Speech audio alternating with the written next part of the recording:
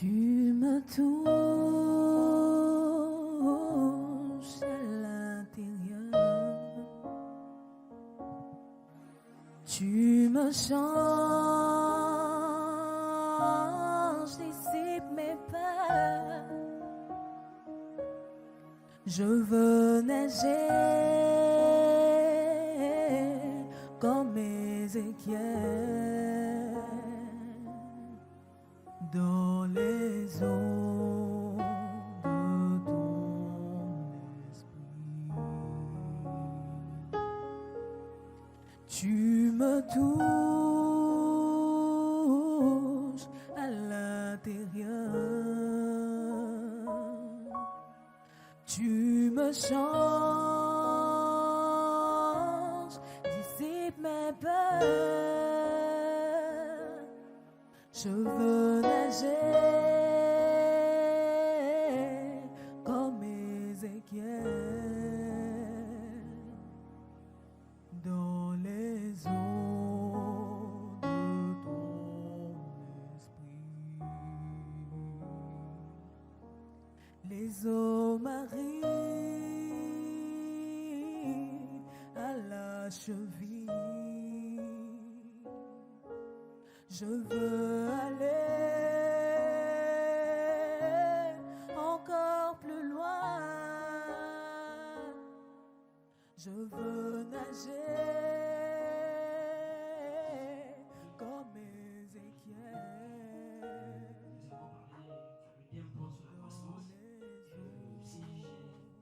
Pendant que je suivais les enseignements, j'ai pu catégoriser selon trois parties. La première partie, c'est que il s'agit de savoir pourquoi il fallait croître, pourquoi il fallait grandir. Nous avons tout de suite vu que en fait, c'était d'avoir la volonté du Père et que aussi c'était nécessaire pour nous, plus nous passons du temps avec le Seigneur, ça nous permettait d'être enracinés et tout. Et on a vu que parmi ça, en fait, c'était la volonté du Père pour éviter qu'on soit emporté à toute votre doctrine et tout. Voilà. Et ça nous permettait d'avoir une certaine stabilité. Voilà. Et ensuite, il y a aussi, on va appeler ça, le principe, n'est-ce pas, de la croissance. On a dit qu'en fait, pour croître, n'est-ce pas, il fallait subir un financement, être arrosé, et puis il y a le mystère qui suivait de la croissance qui nous dépendait en fait de nous. C'était ça toute la partie que Dieu prenait. Et dans l'enseignement, en fait, c'était l'évangile, en fait, n'est-ce pas, le message, comme on s'est dit, la repentance, la conversion, ce qui vient autour de Dieu. Et puis après, quand nous avons accepté le message, il faut donc suivre l'enseignement adapté sur notre croissance. Parce que, comme disait les sœurs, à chaque âge, n'est-ce pas, il y a un élément donné. Et après, il fallait arriver pour que la croissance puisse se manifester. Il y avait le principe, notamment au niveau du mystère. Il fallait que le crâne meure. En d'autres termes, accepter le renoncement, en fait, de renoncer à sa volonté, afin que le Seigneur fasse l'œuvre qu'il a prévue pour nous. Et après, nous avons, en dernier lieu, ce que nous avons vu, notamment la responsabilité, n'est-ce pas, qui revient à chacun de nous face aux enseignements, face à la croissance. Et nous avons vu, parmi cela, il fallait désirer, n'est-ce pas, désirer la parole, rechercher l'intimité avec le Seigneur, mais aussi avec les frères, se rapprocher, être curieux, voilà. Ainsi, on pouvait être, par cette attitude-là, n'est-ce pas, pouvoir recevoir les enseignements, mais aussi que l'enseignement, n'est-ce pas, c'est essentiellement en intimité avec le Seigneur aussi, avec les frères, voilà. Et que ce qu'il faut savoir, c'est que, ça c'était une parenthèse que j'ai ouverte, que en fait, quand on enseigne, en fait, on ne mange pas, en fait, on est servi. Donc après, il ne faut pas se limiter là, il faut aller jusqu'à consommer, en fait, c'est mettre en pratique cela. Voilà, c'est ce que je peux dire en quelques mots. On va acclamer le Seigneur, c'est magnifique.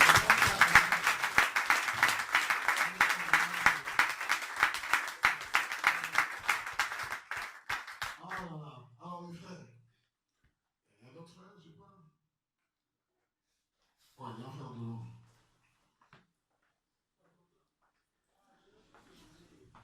Bonjour. Bonjour. Ben, moi, nous avons parlé sur la croissance.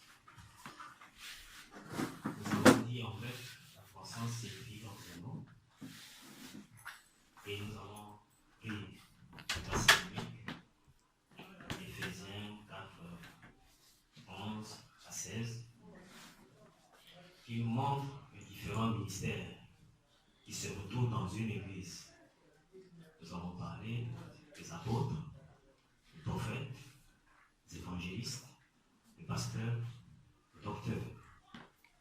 sont ces ministères qui doivent se retrouver dans les églises. Et ensuite, nous avons dit que la plupart de nos assemblées, ils s'appuient beaucoup plus sur la prédication. Ils mettent de côté les enseignements.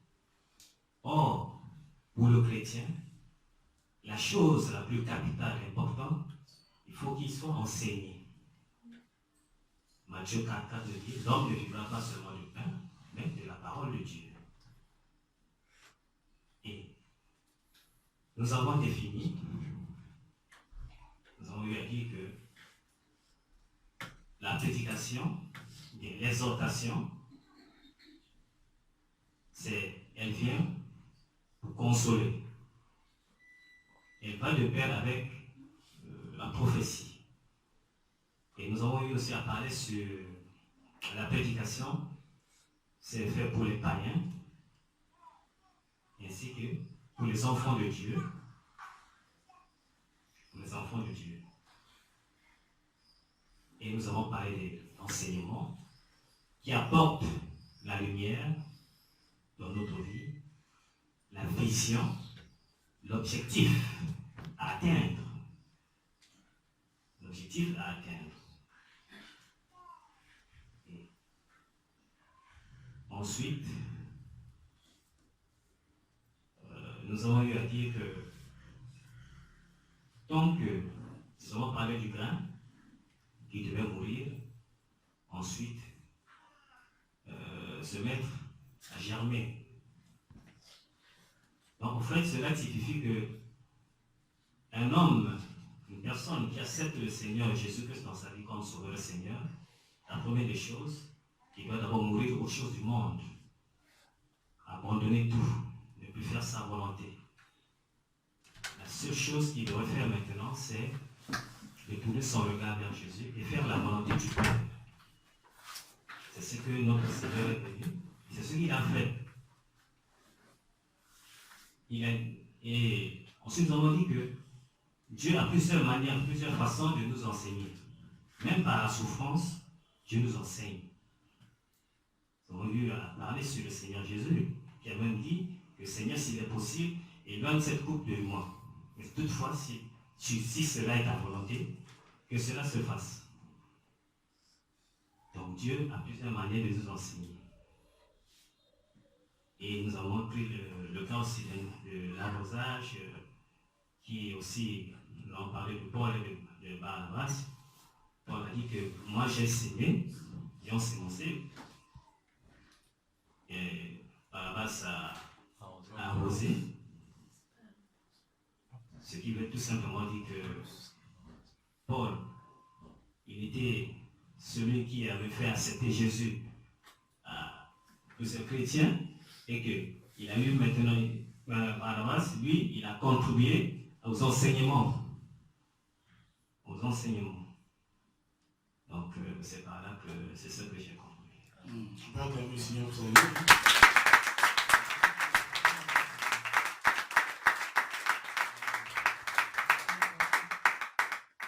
Alors, bonne dernière personne qui veut ajouter quelque chose, je ne sais pas, compléter. Qui c'est? Ah, ok.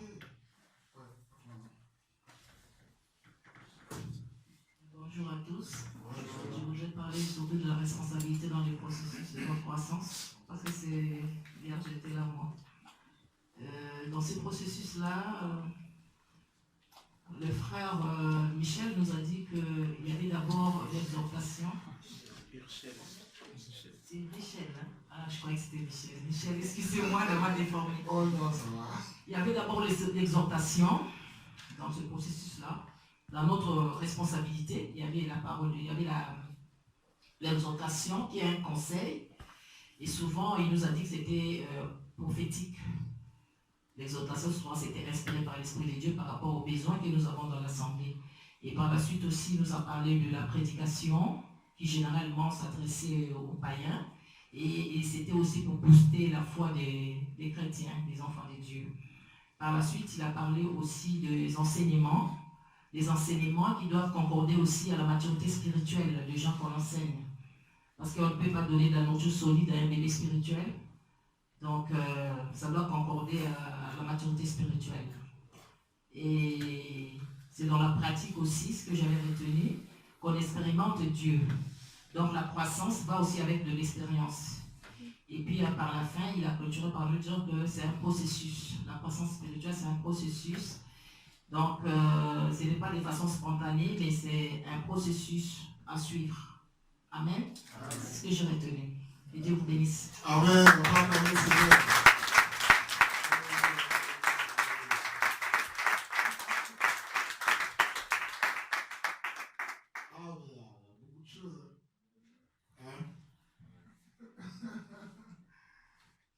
C'est vraiment encourageant. Donc, pour ceux qui n'étaient pas là, ceux qui n'étaient pas là le vendredi hier, voici un petit résumé de tout ce qui a été partagé. Chacun a pu dire quand même ce qu'il a compris. Amen. Ce qu'il a retenu et voilà quoi. Avec ses mots, avec la grâce que Dieu a accordé à chacun. Donc, nous parlons de la croissance en Christ. On a vu ce que c'est. Donc, le fait de grandir. On a compris vraiment de plus en plus le Seigneur veut que nous évoluions avec lui. Amen. Ce n'est pas normal que quelqu'un, après une année, 2 ans, 3 ans, 4 ans de conversion, n'est-ce pas qu'une personne demeure. Amen. Il doit avoir un changement, il doit avoir de l'évolution, il doit avoir une progression. N'est-ce pas? C'est la volonté de Dieu pour nous. Et que nous grandissons dans son caractère, que nous grandissons dans sa vie, dans la victoire par rapport au péché, la fermeté face au péché. Vous voyez, c'est vraiment important. Et aujourd'hui, dans beaucoup d'églises, on retrouve beaucoup de personnes qui sont dans ces assemblées depuis des années, mais qui n'évoluent pas. Vous voyez, qui ne grandissent pas, qui demeurent les mêmes. Et après 5 ans de conversion, 5 ans d'existence, excusez-moi, d'une assemblée, vous arrivez, ce sont les mêmes personnes qui exhortent, ce sont les mêmes personnes qui parlent. Il y a des personnes qui sont là depuis 3 ans, qui ont du mal à parler, qui ont du mal à s'exprimer. Ça aussi, c'est un souci. Amen. Lorsqu'on grandit, on devient de plus en plus responsable. N'est-ce pas? On participe, vous voyez, dans la communion fraternelle. On ne reçoit pas seulement, on peut aussi partager, on peut aussi donner. N'est-ce pas? Selon la grâce que Dieu nous a accordée. Mais malheureusement, dans beaucoup de nos assemblées, ce n'est pas le cas. Et on prie vraiment, au travers de ce programme aussi, que le Seigneur apporte un changement dans nos vies. Amen. Dans nos églises, dans nos communautés, que Dieu vraiment vienne changer les choses, vienne vraiment apporter une révolution. Pour qu'on se dise que je suis enfant de Dieu, mais je dois avancer, je dois évoluer, je dois progresser, je dois grandir. Vous voyez? La fermeté par rapport au péché doit connaître une évolution. Amen. La sensibilité par rapport à l'action de l'esprit, n'est-ce pas, dans la conviction du péché doit progresser. Vous voyez? C'est-à-dire, on doit de plus en plus être sensible à l'esprit de Dieu à ce niveau. Alors, beaucoup de personnes aiment l'esprit de Dieu dans les visions, dans les songes, dans les prophéties, dans les paroles de connaissance, mais il y en a peu qui vivent l'esprit de Dieu dans la conviction du péché. Alléluia. Il y a des choses que nous faisons et qui ne sont pas bonnes. N'est-ce pas? C'est longtemps, c'est beaucoup de temps après, c'est souvent à force de reprimande qu'on accepte, qu'on réalise que là j'ai mal agi. Mais et la place de l'esprit de Dieu. Lorsqu'on grandit spirituellement, on se repent beaucoup aussi. Alléluia. Parce qu'on est de plus en plus sensible à l'esprit de Dieu. Facilement, on réalise que là c'est pas bon, j'ai mal agi, je demande pardon. Je n'aurais pas dû agir comme ça. Vous voyez? L'esprit de Dieu nous rend de plus en plus sensibles à son action. Lorsque le Seigneur parlait de l'esprit, il a dit, lorsque l'esprit de Dieu viendra, il fera quoi? Il convaincra le monde de péché, de justice et de jeu. Vous voyez? Donc l'esprit de Dieu commence par là. Et quand on progresse en Christ, on progresse aussi dans cette vie de repentance. Parce que sans la repentance, il n'y a pas de conversion. Sans la repentance, il n'y a pas de transformation. Dieu nous apporte des éclairages sur notre état, on se repent et nous change. Dieu nous apporte des éclairages sur qui nous sommes aujourd'hui, on se repent et nous change. Et c'est comme ça qu'on évolue, c'est comme ça qu'on progresse. Amen. D'accord? Et on a parlé de l'unité qui est un fondement la sincérité vis-à-vis du Seigneur qui est en fondement, la franchise, le fait d'être ouvert au Seigneur, c'est vraiment fondamental. Et voilà, je pense qu'il y a des frères qui ont pris des audios, hein, c'est ça? Voilà, pour ceux qui n'étaient pas là, on pourrait peut-être les avoir. Donc on a défini ce que c'est que la croissance, on a parlé de l'importance de la croissance, on s'est appuyé sur pas mal d'éléments. On a parlé des principes liés à la croissance spirituelle en prenant l'image du grain. Et hier, nous avons parlé de notre responsabilité dans ce processus. Le fait que nous devons rechercher la parole du Seigneur, désirer la parole de Dieu. Notre croissance dépend de nous. Amen. Ça, il faut le savoir. Dieu agit, bien évidemment. C'est lui qui fait croître, mais il nous responsabilise aussi dans notre croissance. D'accord? Quelqu'un qui ne désire pas la parole, vous savez, quelqu'un peut se donner au Seigneur aujourd'hui. Venir ici, il y a combien de jours de réunion? Combien? Tous les jours de prière et les jours de partage d'enseignement. Alors, du lundi au dimanche, il y a les prières. Du lundi au jeudi, de la prière. Ah, c'est sérieux?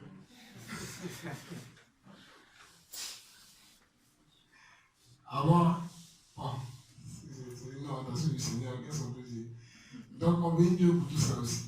Vous voyez? Donc, quelqu'un peut être là, venir recevoir des enseignements, des exhortations, prendre part au temps de partage, tout ça.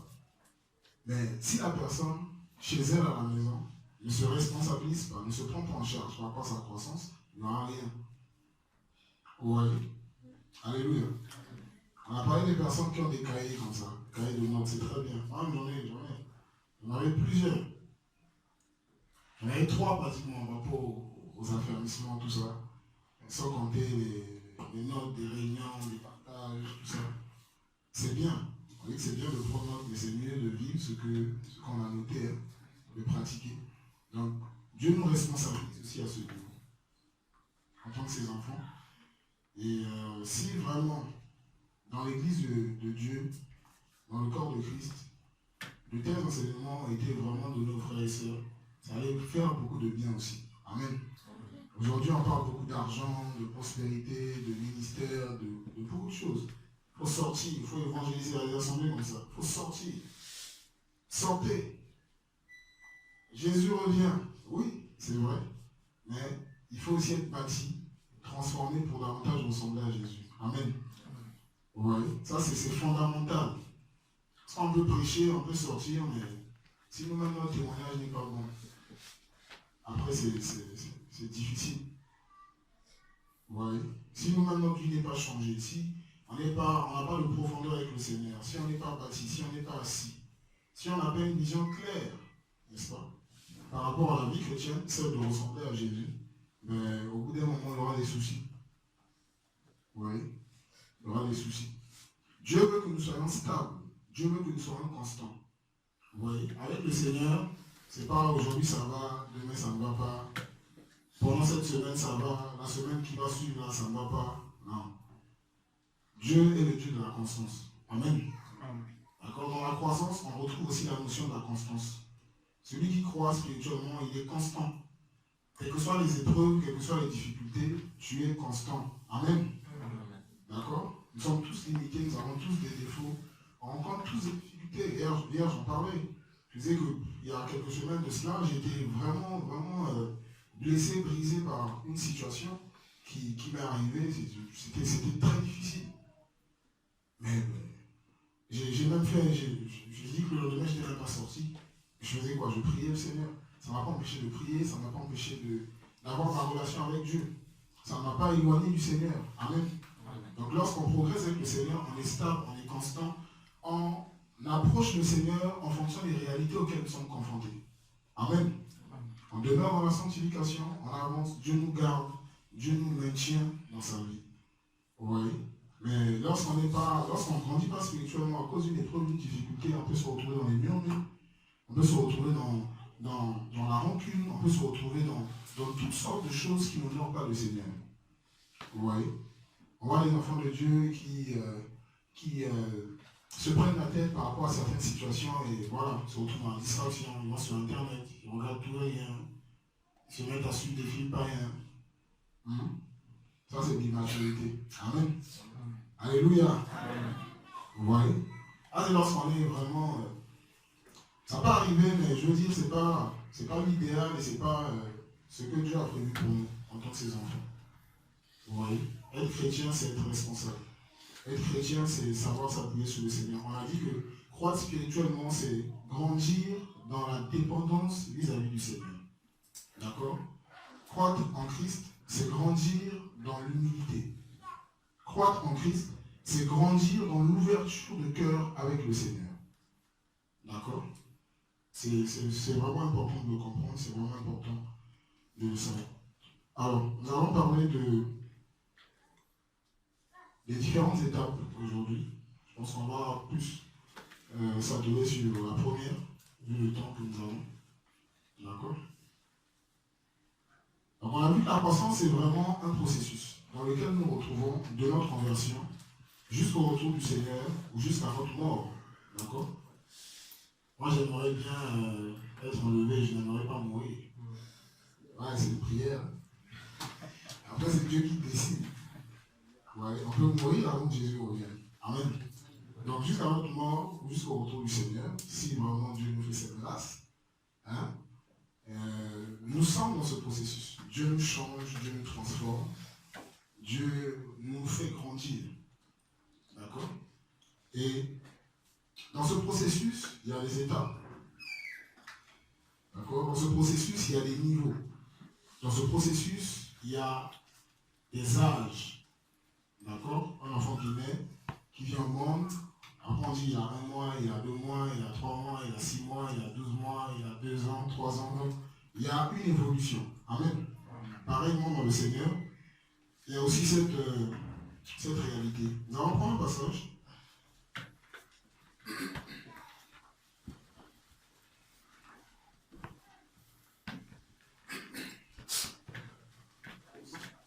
Dans 1 Jean. Donc aujourd'hui, nous parlons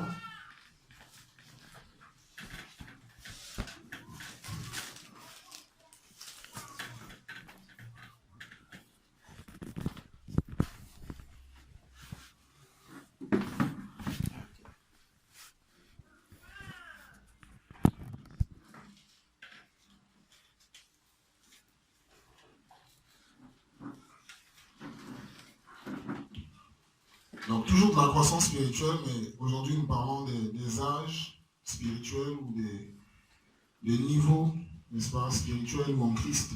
D'accord? Les âges en Christ ou les âges spirituels, les niveaux en Christ. Si vous voulez, les étapes. D'accord?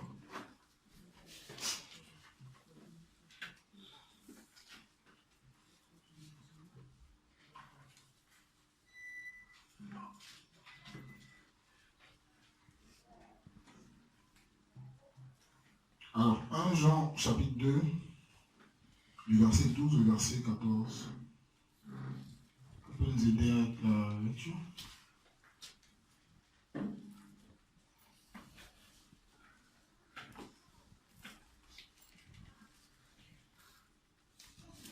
Jean chapitre 2, 12 à 14. 1 Jean 2, 12 à 14. On peut donner le micro là.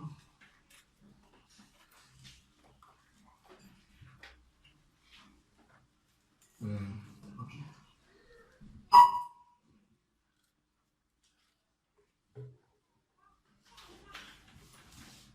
J'ai lu la parole de Dieu dans 1 Jean 2, à partir du verset 12 à 14. Mes petits enfants, je vous écris parce que vos péchés vous sont pardonnés à cause de son nom. Père, je vous ai écrit parce que vous avez connu celui qui est dès le commencement.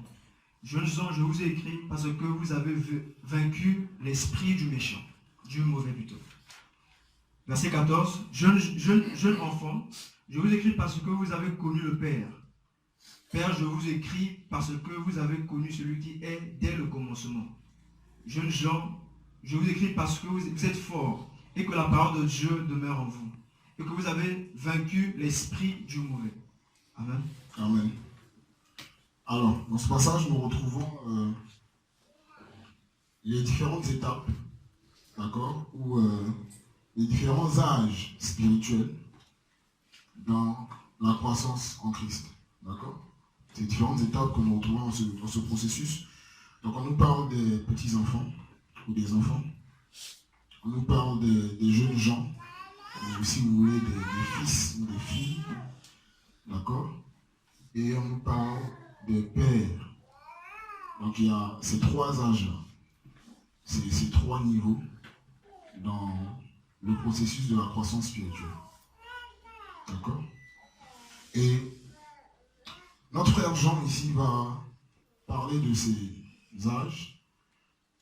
Et en parlant de ces âges, de ces différentes catégories-là de personnes, il va donner un certain nombre d'éléments, n'est-ce pas, caractérisant ces différents niveaux, d'accord, dans la vie chrétienne, dans la marche.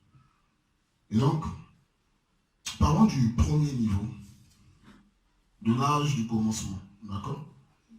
Donc, lorsqu'on donne notre vie à Jésus, lorsqu'une âme se convertit, mais cette âme est d'abord considérée comme un enfant, d'accord.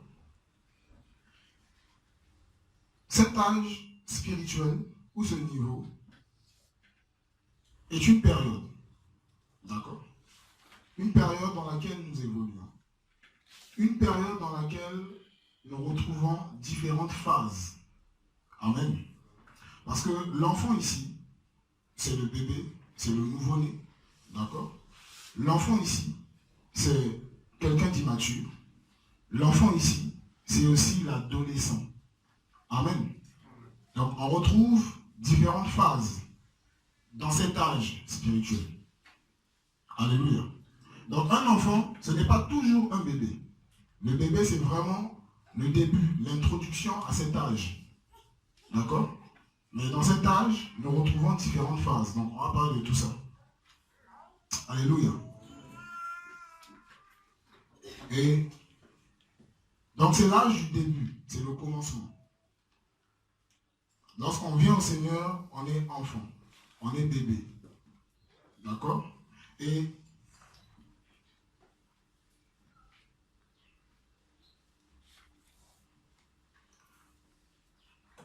nous allons prendre un passage dans...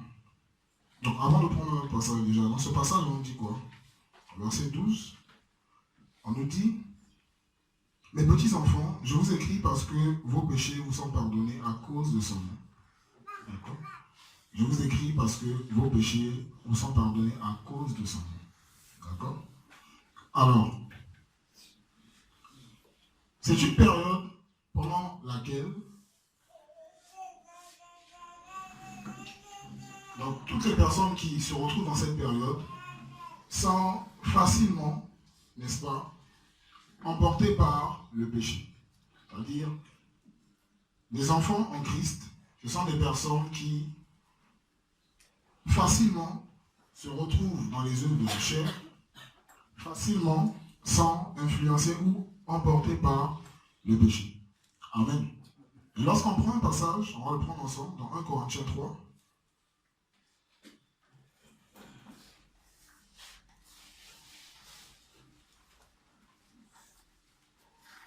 1 Corinthiens chapitre 3 à partir du verset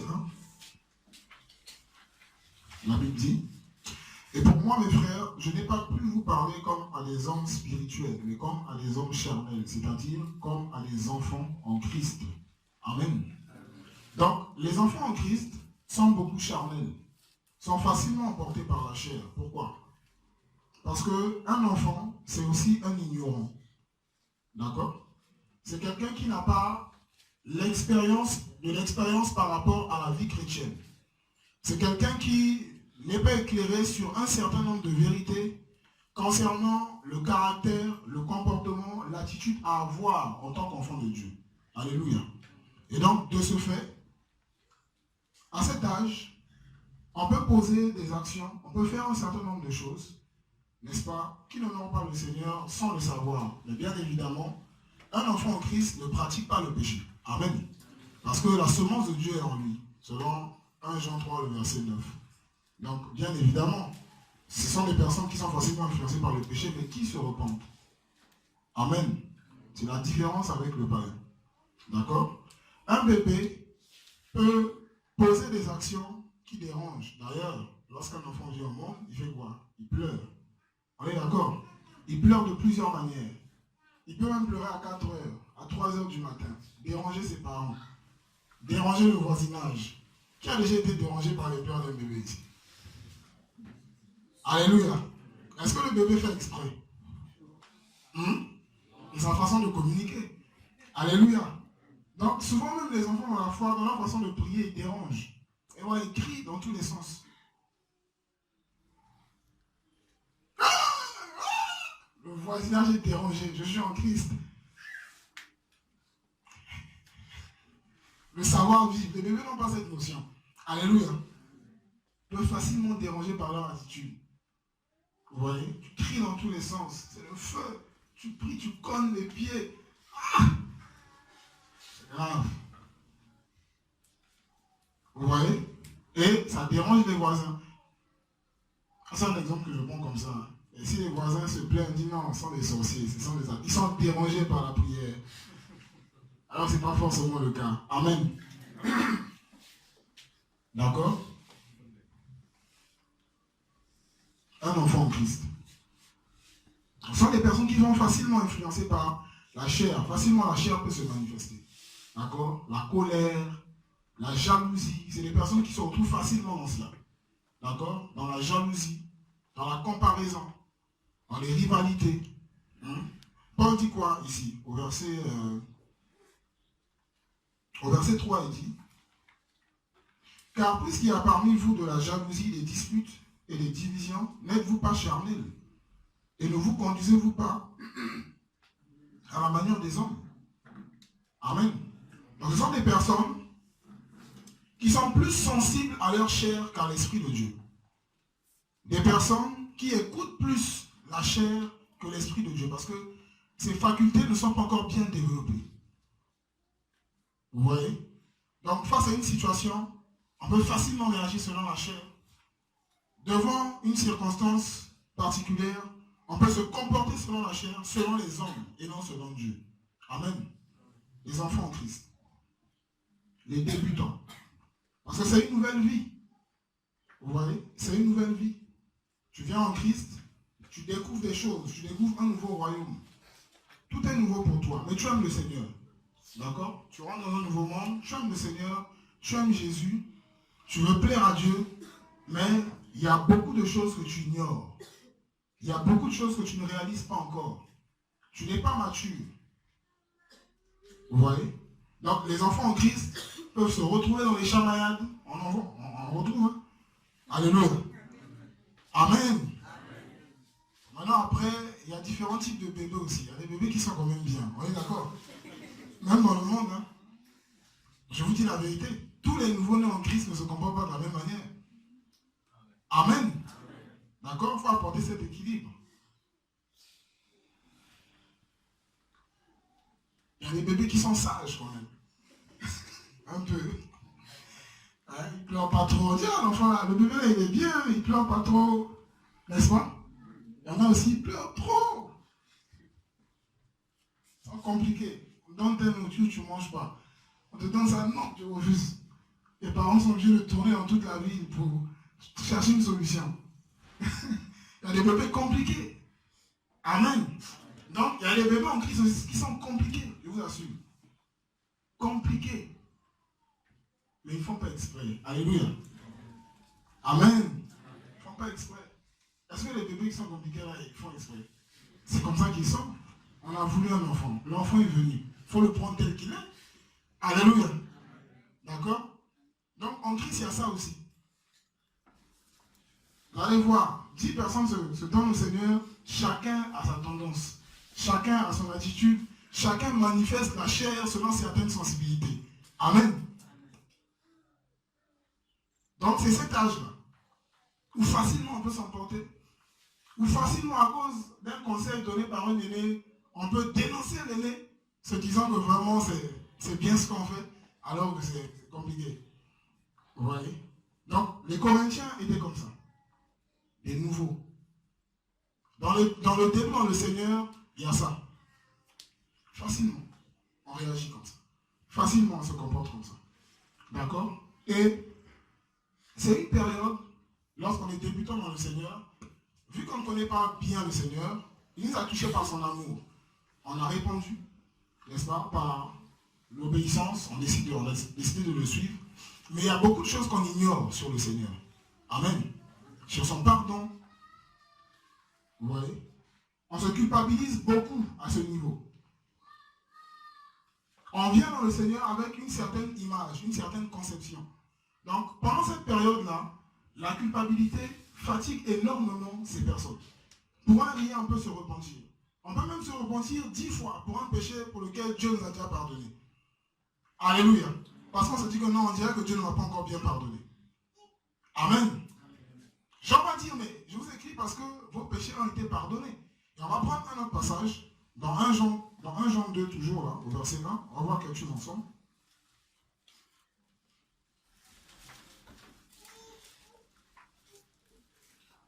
1 Jean 2, verset 1.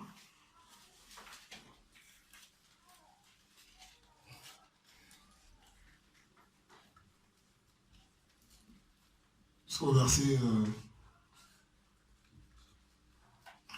2.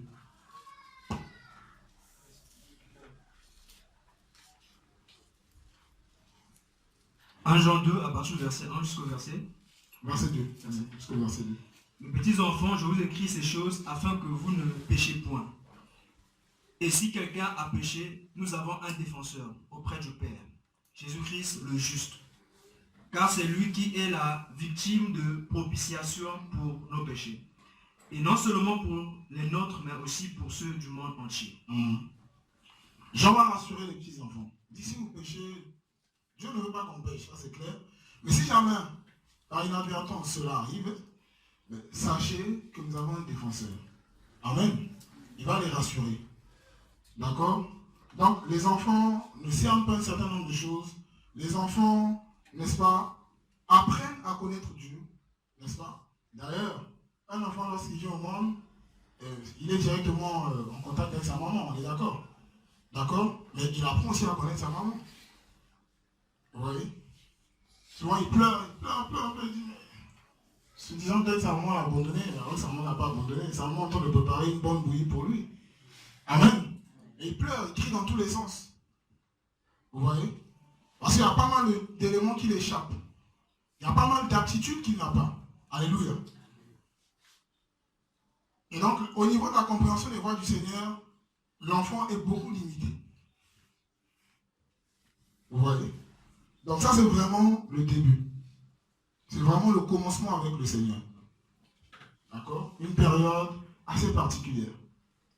Une période où on peut facilement se retrouver dans des choses qui n'en ont pas le Seigneur. Mais pas pratiquer le péché, je précise. Amen. D'accord? Ça, c'est vraiment important. C'est important de le dire. Facilement. Facilement. Quand les enfants grandissent, un enfant de 2 ans, de 3 ans, ils développent beaucoup de la jalousie. Vous allez voir un enfant à qui on achète un bonbon, d'accord? S'il voit son ami, il voit qu'il y a un autre enfant à qui on donne le biscuit, il peut balancer son bonbon pour vouloir aussi avoir le biscuit. Alléluia. Vous êtes d'accord ou pas? Dans le Seigneur, il y a aussi ça. Les enfants sont comme ça, la jalousie. Facilement, ils peuvent se retrouver dans des comparaisons, tout ça. Pourquoi Dieu a donné ça à telle personne? Pourquoi Dieu a fait ci? Nous sommes dans une assemblée, d'accord? Dieu donne une grâce particulière à une sœur qui chante, vraiment. Dieu lui a donné une grâce, la voix. Pourquoi c'est seulement elle qui chante? Vous voyez? Les enfants peuvent se retrouver dans ça. Alléluia. Tu vois un frère prophétiser, mais pourquoi lui? Pour moi aussi je veux prophétiser. Tu vois une sœur parler en langue là, tu dis, ah moi aussi je veux parler en langue. Alléluia. Les enfants sont comme ça. Toi tu as une grâce. Tu chantes, mais tu ne parles pas en langue. L'autre parle en langue, mais ne chante pas. Toi aussi tu veux parler en langue. Parce que l'autre parle en langue. Pourquoi Dieu lui a donné cette grâce? Moi je n'ai pas eu cette grâce. Non. Je ne chante plus. Il faut que je parle en langue. Alléluia. Amen. Ça, c'est l'enfance, c'est le début. C'est un raisonnement vraiment limité par rapport au Seigneur, par rapport aux choses de Dieu. Vous voyez? Et à cet âge, on peut nous dire beaucoup de choses, on peut écouter beaucoup de choses, mais comprendre à peine quelques petits éléments seulement. D'accord? Parce que notre intelligence n'est pas encore bien renouvelée pour comprendre un certain nombre de choses. Vous pouvez prendre un enfant de 4 ans, lui dit beaucoup de choses, de 3 ans, lui dit beaucoup de choses. Cet enfant ne comprendra pas tout. Amen. Donc à cet âge, notre compréhension des choses par rapport au Seigneur est aussi limitée. Vous voyez? L'enfance dans le Seigneur. Alléluia. D'accord? On n'est pas conscient d'un certain nombre de choses. Donc voilà pourquoi, à cet âge, il faut du lait. D'accord? Un enfant dans le Seigneur doit recevoir du lait.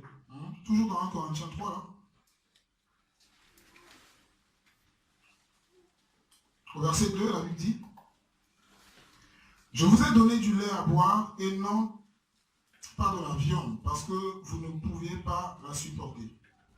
Et même maintenant, vous ne le pouvez pas encore, parce que vous êtes encore charnel. D'accord? Donc un enfant doit recevoir du lait, doit recevoir des bases. Une nourriture qui n'est pas solide, une nourriture adaptée à son estomac spirituel. Amen. Alléluia. Pour ne pas que le bébé souffre d'estomac, tout ça. Ouais. Vous savez qu'en Christ, on ne souffre pas d'estomac. Problème d'estomac, tu as mal jusqu'au dos, là, tout ça. Hein? En Jésus, on est bien. Amen. La parole de Dieu nous fait du bien. Bon, maintenant, si tu t'abstiens de manger, comme on l'a vu hier, tu souffriras certainement d'estomac. Hein? La fin de Dieu qui marche comme ça, j'ai mal. La personne ne mange pas bien. La main à l'estomac. Ton estomac spirituel se plaint. Donc il faut du lait. N'est-ce pas? Donc des enseignements. Parce qu'on a vu hier que l'enseignement va avec le caractère. On est d'accord? L'enseignement vise le caractère.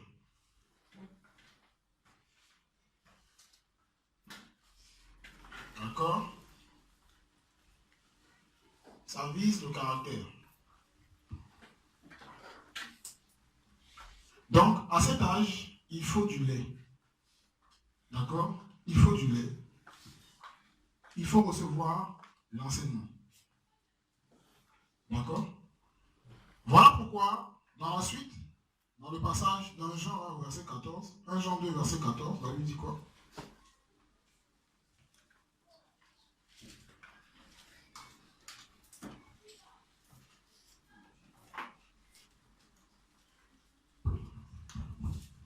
Jean 2, verset 14. Jeune enfant, je vous écris parce que vous avez connu le Père. Ok. Je vous écris parce que vous avez connu le Père. D'accord? Le Père. Et le Père fait quoi? Il nourrit ses enfants. On est d'accord? Alléluia. Donc, il donne du lait. Et lorsqu'on est enfant, dans une famille en général, les parents peuvent assigner cette tâche-là au grand frère dans la maison. On est d'accord? Faites du lait pour votre petit frère qui vient de naître, pour votre petite soeur, tout ça là. Et comme on l'a vu depuis le premier jour, dans le processus de la croissance, il y a l'ensemencement, d'accord? Il y a aussi l'arrosage. Et on a vu que dans notre croissance, le Seigneur utilise aussi des personnes qui étaient là avant nous pour nous aider dans notre croissance. Amen. Alléluia. Et à cet âge, le Seigneur communique un fardeau particulier à un certain nombre d'aînés, de personnes, d'accord, pour nous prendre en charge, pour nous aider dans notre croissance, pour nous donner du lait. Alléluia. Pour manifester ce caractère du Seigneur. N'est-ce pas? Et Paul d'ailleurs le dira aux Thessaloniciens. On va prendre un passage ensemble. Hein. On va voir ça. Dans 1 Thessaloniciens 2.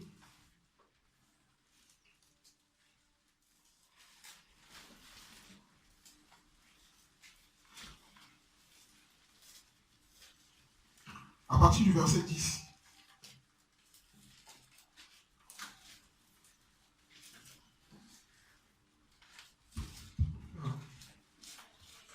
Éphésiens 2 à partir du verset 10.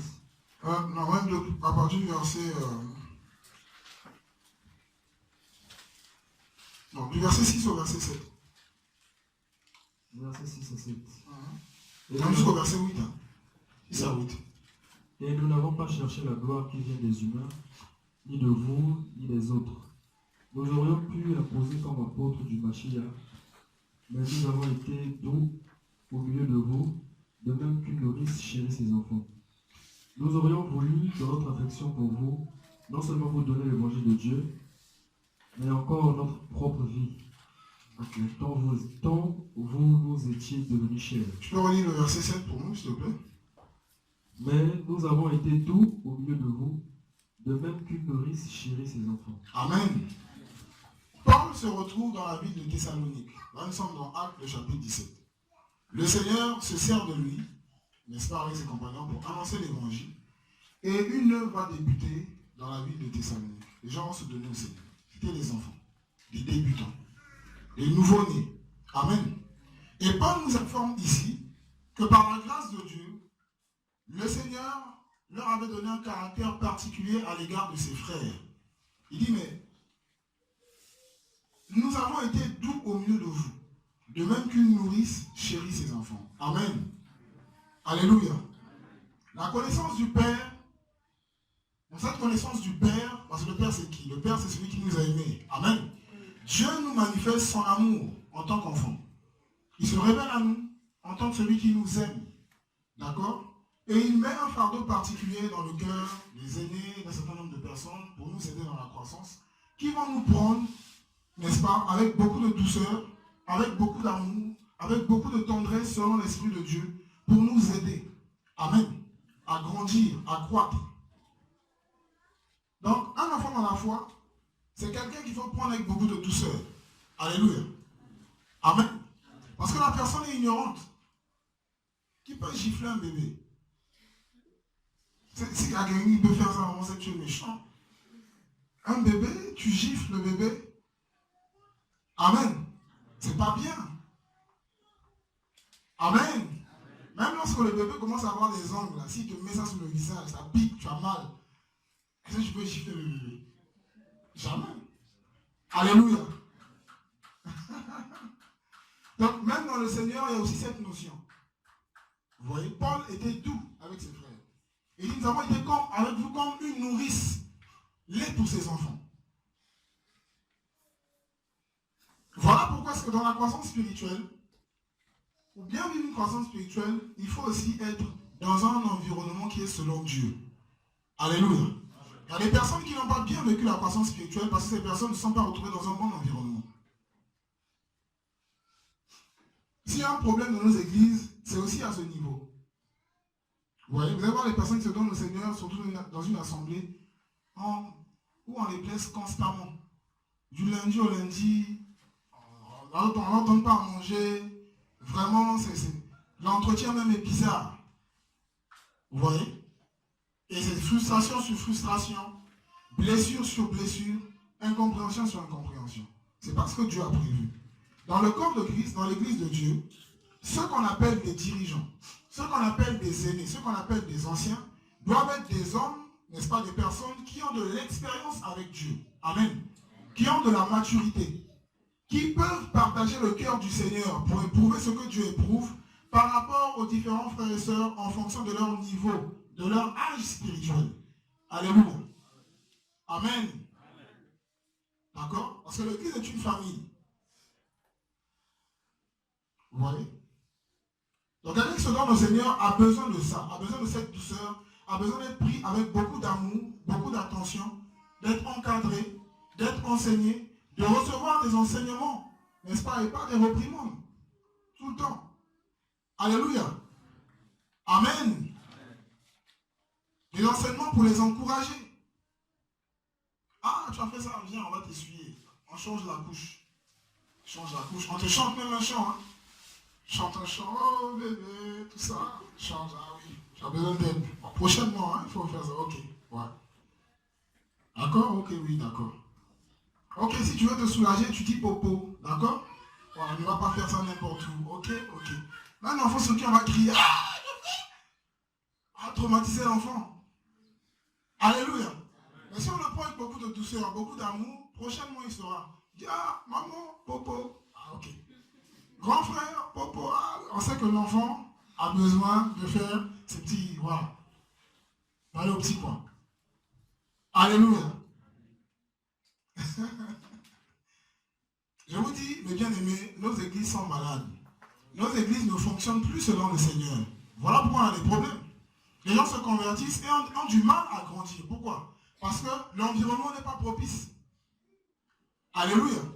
Ceux-mêmes qui dirigent, eux-mêmes ont du mal à cerner les voies du Seigneur. Eux-mêmes sont peut-être des enfants. Vous savez, vous laissez un bébé avec un enfant de 4 ans, imaginez la suite. Amen.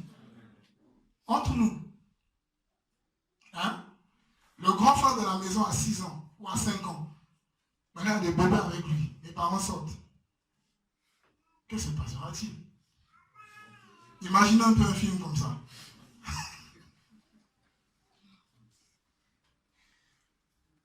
Il ne pourra pas supporter, il n'aura pas la patience. L'enfant, ah, toi aussi tu pleures. Oh, voilà. L'enfant, c'est difficile. Et dans nos assemblées, c'est ce que nous retrouvons. Hein? Même pas encore des adolescents, hein? Des enfants de 5 ans, de 6 ans qui dirigent des bébés. Alors imaginez, à quoi est-ce qu'une œuvre comme ça peut ressembler? Amen. Vous êtes là? Qui veut que les choses changent dans les églises là? Moi je veux que ça change. Alléluia.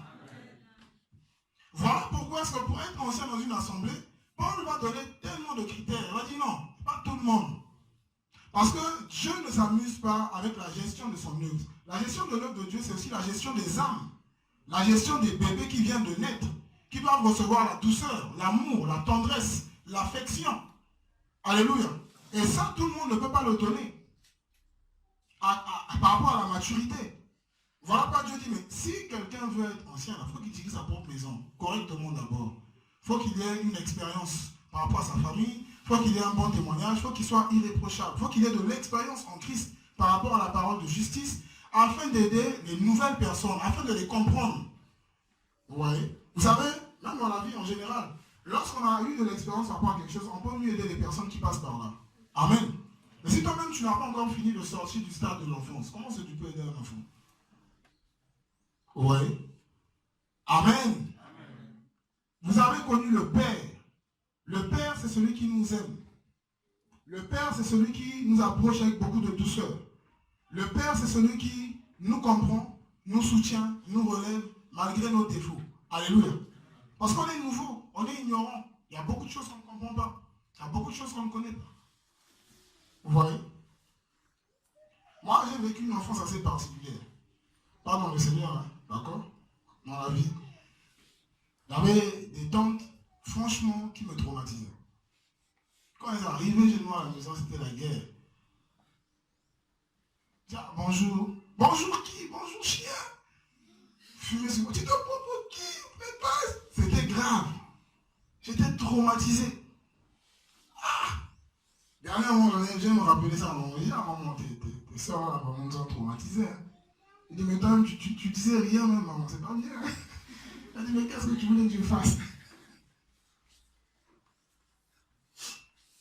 Un enfant, non, il faut prendre cet enfant avec beaucoup d'amour. Amen. D'accord? Même la nature nous enseigne que pas à force d'être dur qu'on va aider un enfant. On est d'accord? Les enfants, ils comprennent. Vous voyez? Ah, pied avant, tête en bas, les pieds en l'air. Mets-toi à genoux. En Christ, on ne fait pas ça. Alléluia. Un enfant, on ne va pas le mettre sous discipline. Amen. Hein? Voilà. 4 mois, tu es assis. Ah, un enfant.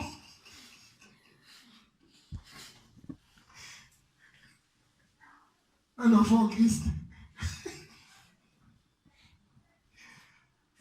Vous voyez? Alléluia. Vous avez connu le Père. L'amour de Dieu. Donc, à ce niveau, Dieu nous révèle son amour. Dieu nous visite. Dieu se révèle à nous. Dieu nous manifeste son amour à un certain niveau. N'est-ce pas? Il nous montre qu'il nous comprend. Il nous soutient. Il nous fortifie. Et d'ailleurs, dans cette période, quand bien même les personnes qui nous entourent ne sont pas à un certain niveau à mesure de relever ce défi, Dieu le fait par son esprit. Alléluia. Dieu nous soutient, Dieu nous visite. C'est une période pendant laquelle le contact avec Dieu est très rapproché. Je ne dis pas qu'après, ce n'est plus le cas. Hein. D'accord? C'est vraiment, vraiment rapproché. Dieu nous visite. Il peut y avoir des songes, des visitations du Seigneur. Je me souviens quand je me suis converti. Moi, je ne vais pas dormir sur le lit. Je dormais sur mon tapis. Donc, le lit est à côté. Il y avait un petit tapis. Donc, je dormais là. Et il y avait constamment quelqu'un qui venait. Donc, une grande lumière qui remplissait la chambre. Quelqu'un qui venait. Je ne pouvais pas supporter sa présence. Et la personne me parlait. M'enseignait. Après, j'oubliais tout ce qu'on m'enseignait. Ça me faisait du bien. Constamment. Les visitations du Seigneur comme ça. Une grande lumière, une belle présence. Je suis là, je n'arrive plus à vous contenir. De pas. J'étais enfant, j'étais bébé. J'avais besoin d'être rassuré. Alléluia. Et Dieu savait bien le faire. Mais aujourd'hui, franchement, bien aimé, ce n'est pas le cas. Il n'y a plus de lumière qui rentre dans la chambre. Et de voix qui parle. Ça fait longtemps. Amen. Donc à ce niveau, Dieu se manifeste d'une certaine manière. Il nous visite. Il est présent. Amen. Il est présent. On sait que le Seigneur est avec nous. On sait qu'on a un Père. On sait qu'on est né de Dieu. Dieu nous fait du bien. Dieu nous rassure. Et il nous dit des choses. Mais on est immature. Amen. Dieu nous touche par sa présence. Nous touche par son amour. Mais on est immature. Il y a beaucoup de choses qu'on ne comprend pas. Je le disais le premier jour que lorsque je me suis converti, je n'avais même pas encore une année dans ma foi. Et je voyais les gens tomber sous l'onction. Je voulais tomber sous l'onction. Vous voyez? Je voulais ça. Je voulais tomber sous l'onction et je voulais qu'on libère des paroles sur moi. Donc il y avait eu un programme et vraiment j'étais un enfant. Le frère qui organisait le programme priait pour les gens là qui tombaient et tout ça. Ah, Seigneur, c'est intéressant. Je suis passé. Frère, priez pour moi, tout ça. Je ne suis pas tombé. Ah. Il dit non, il faut que je cherche à revenir. Il faut que je tombe. Il faut que je tombe, il faut que je sente, il faut que je sois secoué. Je suis repassé la seconde fois. Donc il y a un frère qui dit, ah frère, toi on a déjà prié pour toi. J'étais mal. Je me souviens à la fin de ce programme, j'allais voir le frère, il dit, ah frère, je lui dis, bon, il faut que je lui explique peut-être quelque chose que je traverse. Hein? Il va certainement prier pour moi, me poser les mains, c'est sûr que je vais tomber. Je suis allé voir le frère, il dit, ah frère, c'est ce que je vis, tout ça là. Ah, le frère me dit, bon, Dieu veut que tu jeûnes peut-être. Et c'est arrêté là. Donc tout le programme était terminé, je n'étais pas tombé. J'étais bizarre. Non, quand je voyais les autres qui étaient tombés, je disais, ah, comment ils se sentent, c'est magnifique. Bien sûr. Libérer des paroles sur leur vie, tout ça là. Moi, rien. Ah, frère, j'étais mal. Un enfant. Ça a commencé à affecter ma relation avec le Seigneur. Je me disais, mais qu'est-ce qui se passe? Il faut aussi que Dieu me parle. Il faut que Dieu me parle. Il faut que je tombe, que je sois secoué. Et ça a commencé à développer dans mon cœur une forme de jalousie. C'est-à-dire, quand je regardais ceux qui tombaient, et ceux à qui on donnait des paroles, je me disais qu'ils étaient privilégiés par le Seigneur, quoi. Vous voyez? J'étais enfant. Et quand Dieu est amour, Dieu a permis que je rencontre un aîné qui va vraiment m'exhorter. Il va me dire, non, en fait, tu sais, c'est pas parce que tu ne tombes pas, ou qu'on n'a pas de bonne part de ta vie, que Dieu ne t'aime pas, que Dieu n'a pas un plan pour toi. Il m'a donné son témoignage. J'ai été édifié. Amen. Alléluia. Donc Dieu, pendant cette période, permet qu'on soit aussi encadré par des aînés. Des gens qui ont une expérience avec Dieu. Pour nous libérer des mauvaises conceptions. Des mauvaises dispositions de cœur. Vous voyez? Dieu occasionne cela. Pour qu'on réalise que bon, Dieu n'est pas comme les hommes. Et que la visitation du Seigneur ne dépend pas de comment nous faisons entendre. Amen. De combien de fois on est secoué. De combien de fois on crie. Dieu peut le faire. D'accord? Il le fait. pu supporter devant la présence de Christ. Il est tombé comme mort. C'est écrit, non? Voilà. Donc ça arrive. Ouais. Mais moi, je voulais ça. Et après, je me suis rendu compte que la motivation était impure. Vous voyez? Parce que si on priait pour moi, je tombais. On me donnait des paroles. Vu que moi, je trouvais les personnes qui tombaient, à qui on donnait des paroles particulières, j'allais aussi me sentir particulier. Amen. Par rapport aux autres. Donc, Dieu connaissant mon cœur, n'a pas permis que cela arrive. Vous voyez? Donc, quand on est enfant, on a des motivations comme ça. On peut approcher les parents avec des motivations compliquées. Vous voyez? Donc, souvent, on approche Dieu, mais avec un cœur assez particulier, un cœur assez double. Vous voyez? On s'approche du Seigneur, on dit des choses à Dieu, on demande des choses. Au fond de nous, on sait ce qu'on veut. Hein. Voilà. On approche le Seigneur d'une certaine manière, tout ça, mais Dieu, dans son amour, nous expose. Amen. Il nous aide. Vous voyez? Parce qu'il est l'ancien des jours, il a l'expérience, il sait. Alléluia. La période de l'enfance. Donc, l'amour du Seigneur se manifeste. Dieu suscite des aînés, des personnes à qui il va communiquer un fardeau particulier pour nous prendre comme des enfants, pour nous aider, pour nous soutenir. Vous allez voir des frères qui vont sacrifier de leur journée pour prier pour vous. Un frère, des sœurs vont prendre une semaine jeûne pour la croissance spirituelle de cet enfant. Amen. Alléluia. Des personnes qui vont veiller sur vous,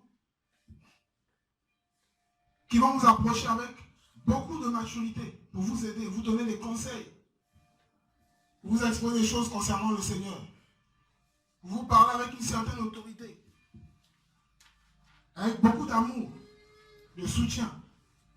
Des personnes qui ne seront pas tranquilles tant que votre vie spirituelle ne sera pas stable. Alléluia.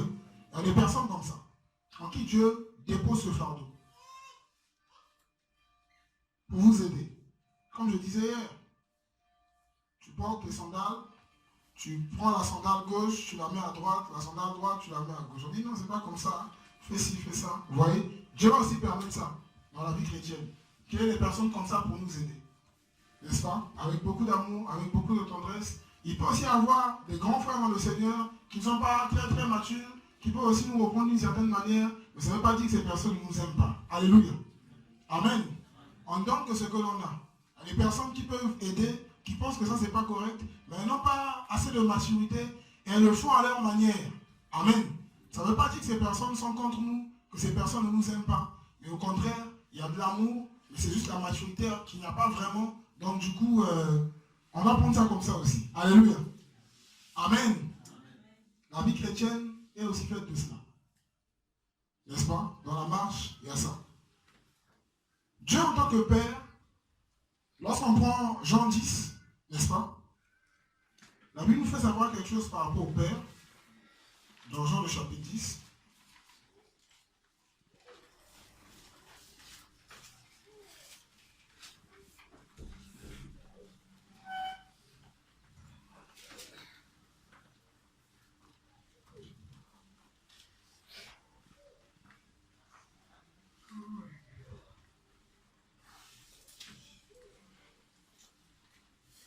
Oh Seigneur.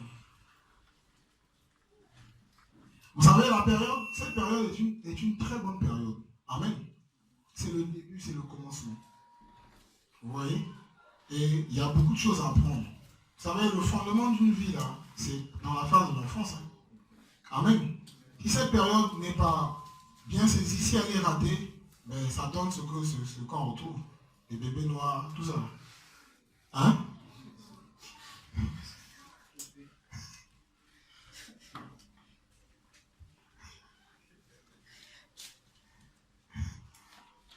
Hein? C'est vrai, n'est-ce pas?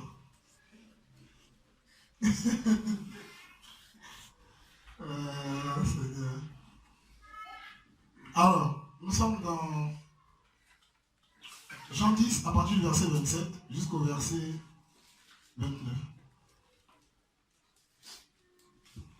Jean 10, 27 à 29. Je lis la parole. Jean 10, 27 à 29.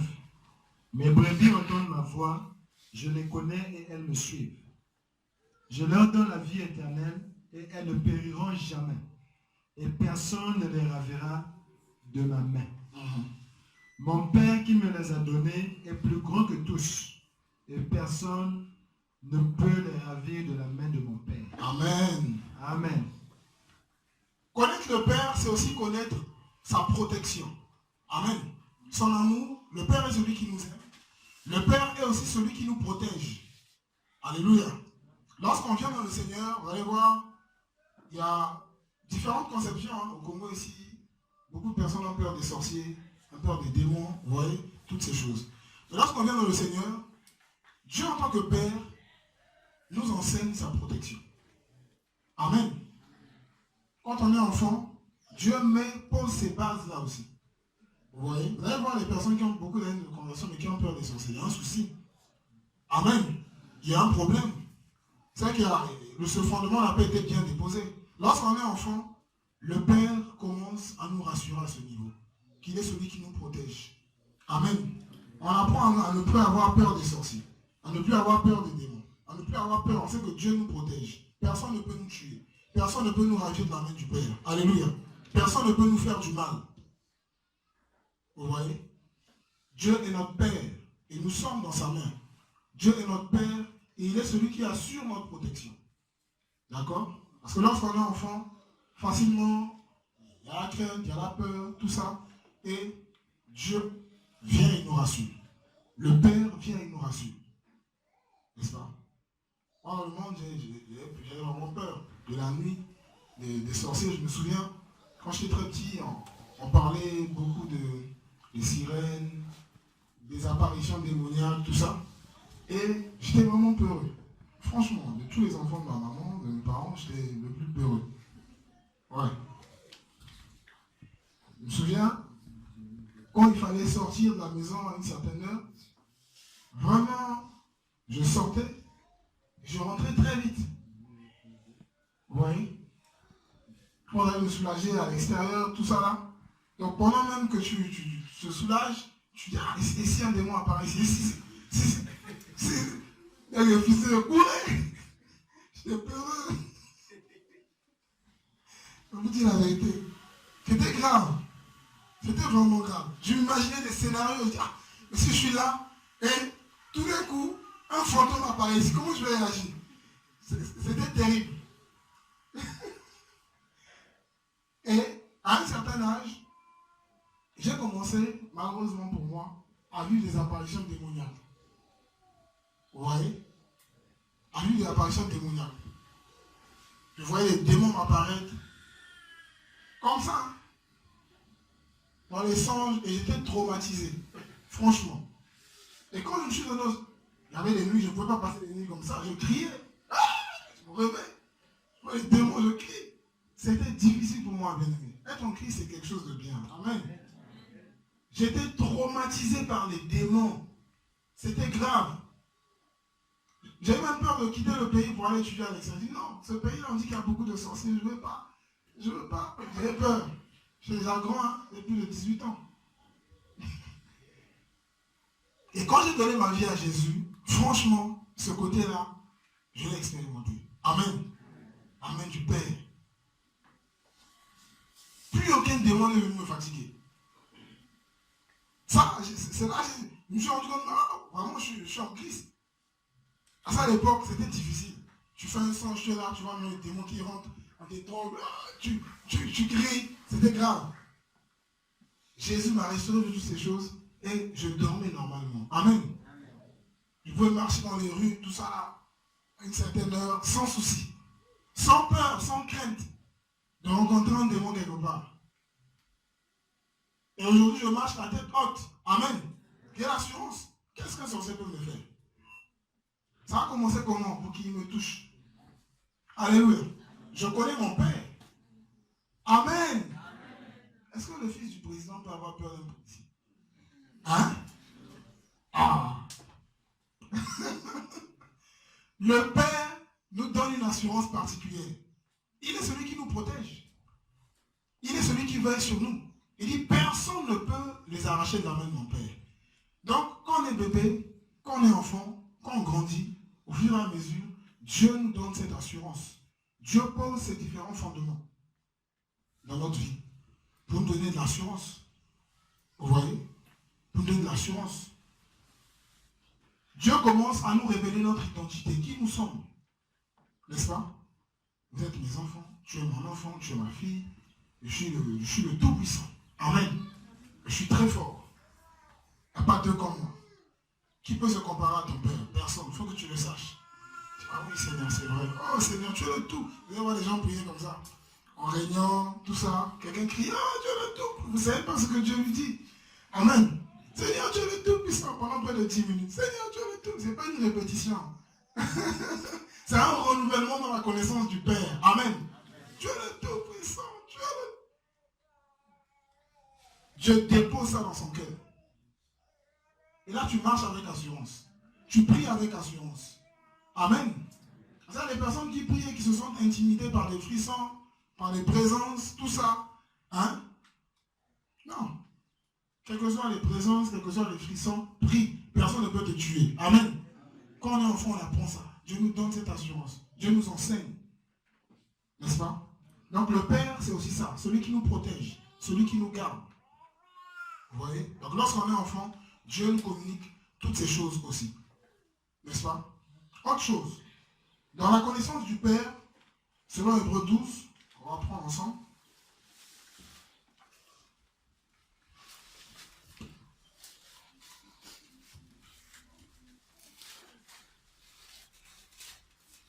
Il y a aussi la notion de la correction. D'accord? Ou de l'éducation. Ce qu'on appelle encore le châtiment. D'accord? Le châtiment du Père. Parce que ce n'est pas tout ce qu'un enfant fait qui est bien et qu'on doit accepter, on est d'accord? Voilà, tu veux mettre ta main dans le feu? Non. Tu veux prendre beaucoup de sable pour emmener dans la maison? Non, tu ne fais pas ça. On t'a nettoyé, c'est là maintenant que tu vas aller jouer dans le sable? Non. Amen. Il faut éduquer l'enfant. D'accord? Il faut éduquer l'enfant.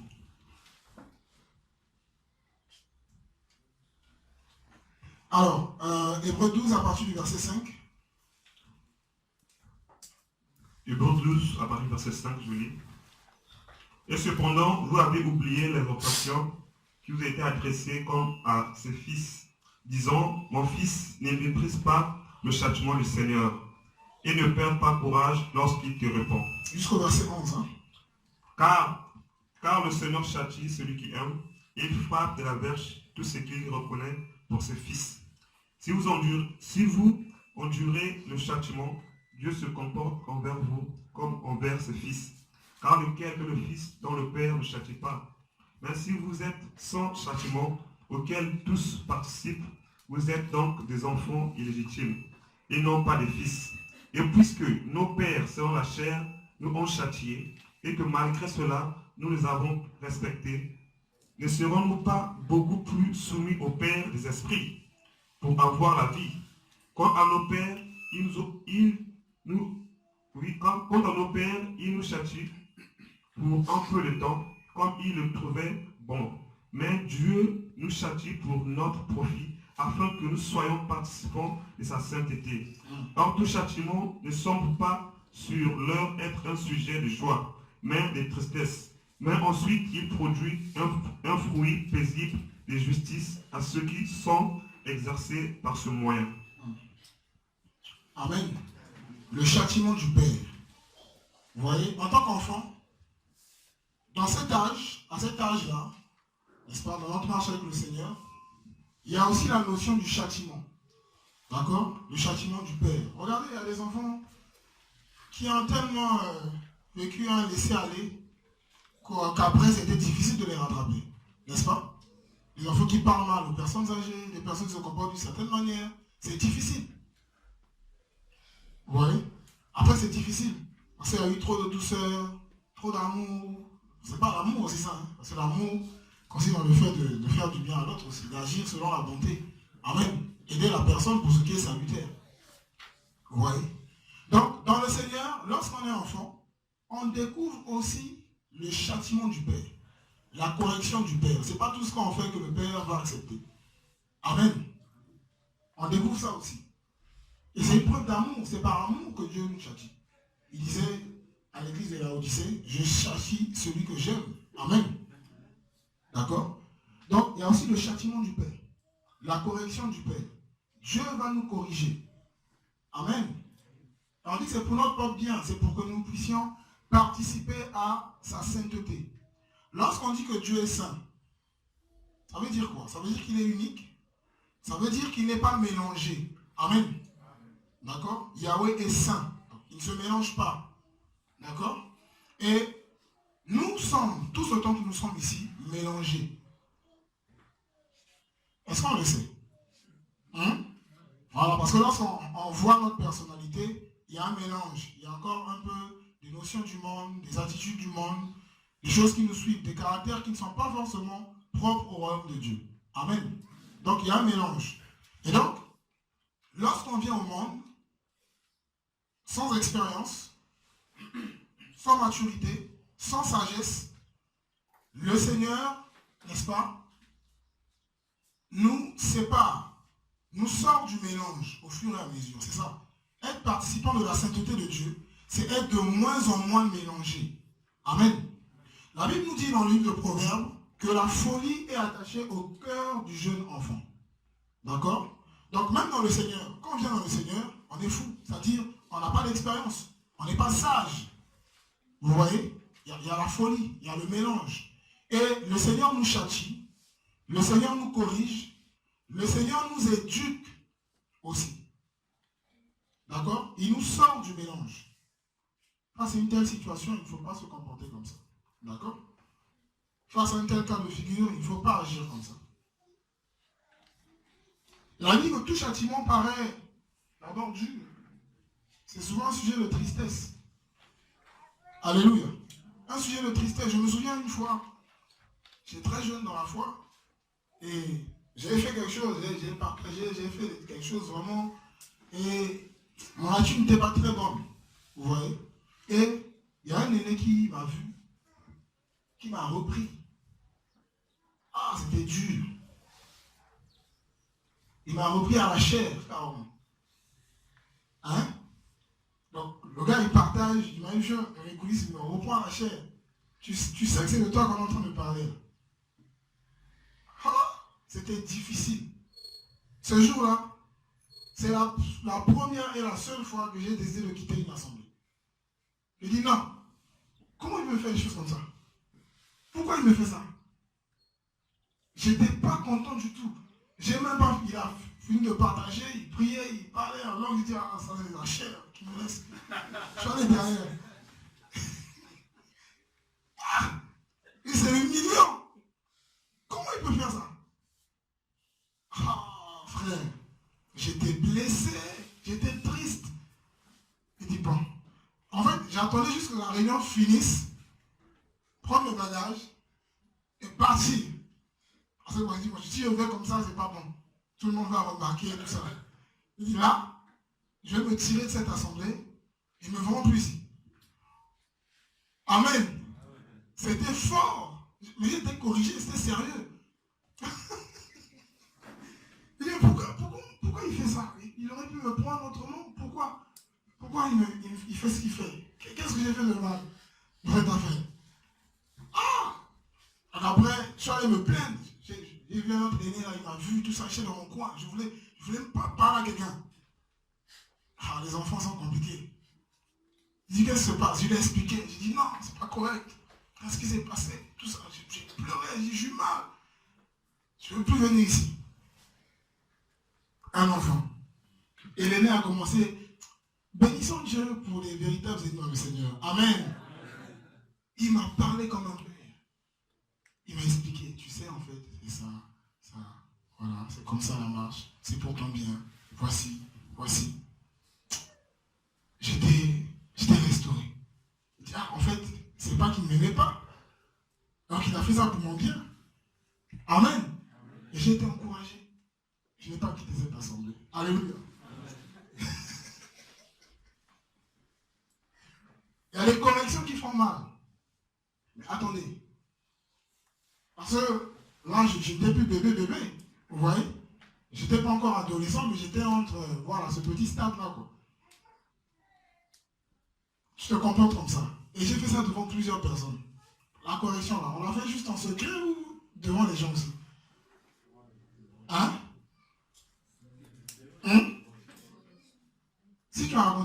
histoires, tu as fait des histoires. C'est juste dans les coulisses et puis les gens restent comme ça, on fait aussi devant les gens.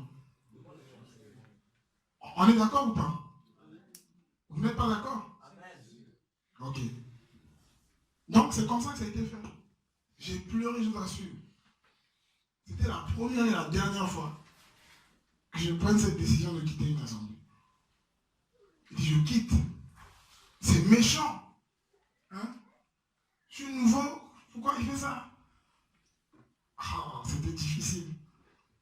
Donc souvent, le châtiment, là, ça, tu peux être attristé. Les frères viennent te voir. On a appris que tu as fait ça, c'est pas correct. Tout ça, ne te comporte plus comme ça. Ne fais pas ça, tout ça. Toi, tu peux te dire que c'est bien ce que tu as fait. Dans la lumière des Écritures, tu te rends compte que c'est pas bien. Et tu as honte. Amen. Maintenant, tu vas regarder les frères de dire, quand il me parlait, il avait un front bridé. Est-ce qu'il est obligé de me parler comme ça? Tu vas chercher des failles chez la personne qui te parle. Amen. Non, c'est pas bien. Il n'y a pas l'amour.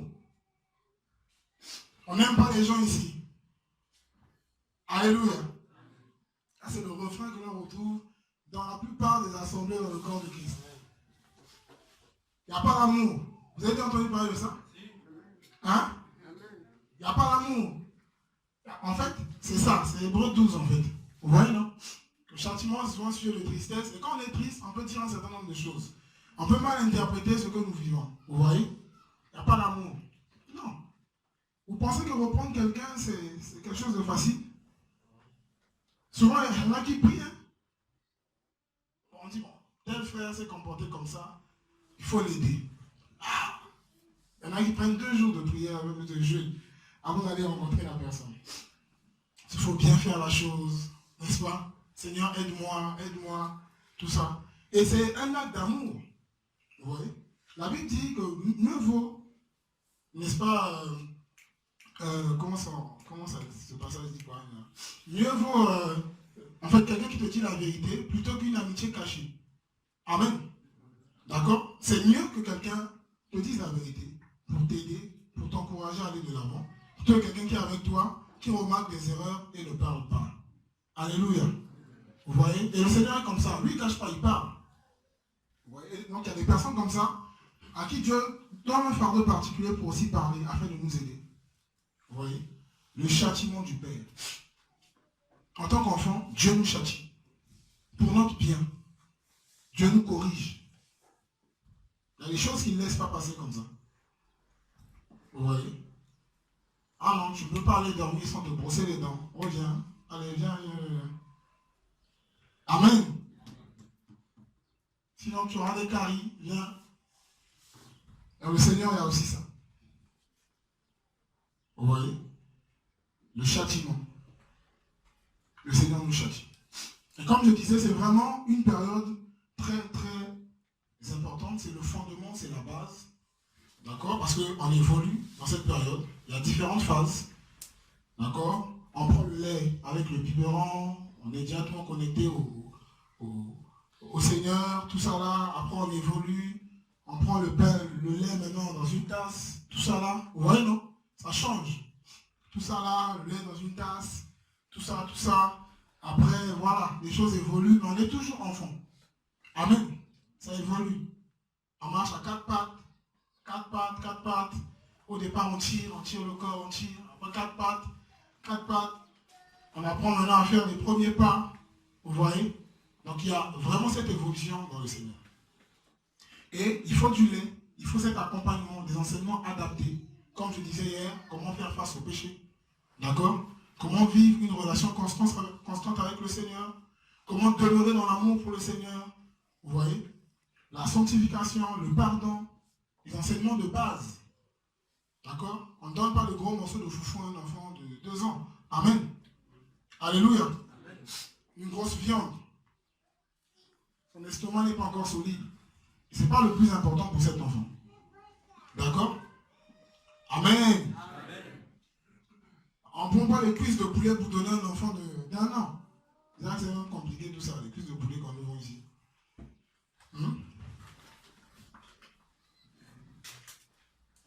Donc il y a un entretien particulier. D'accord? Un enfant, il faut le laver jusqu'à un certain âge, on est d'accord? Vrai ou faux? Voilà, donc il faut qu'il y ait les aînés qui soient là aussi pour aider à ce niveau. pour nettoyer, pour laver. Et il faut accepter ça. Il y a des enfants qui fuient. On dit, viens te laver. Non, non, non. Ils courent dans tous les sens. Moi, j'étais comme ça. Je faisais courir ma maman. Contourner la parcelle au moins 4 fois. Ah, c'était difficile. Puis ta maman vous avez parlé de ça, je pense à clair. Tu disais, non. Ok, c'était à d'autres personnes alors.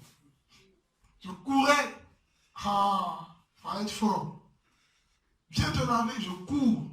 On a une grande parcelle, donc je contourne la parcelle au moins 4 fois. Quand il m'attrapait, je tapais d'abord pour me laver.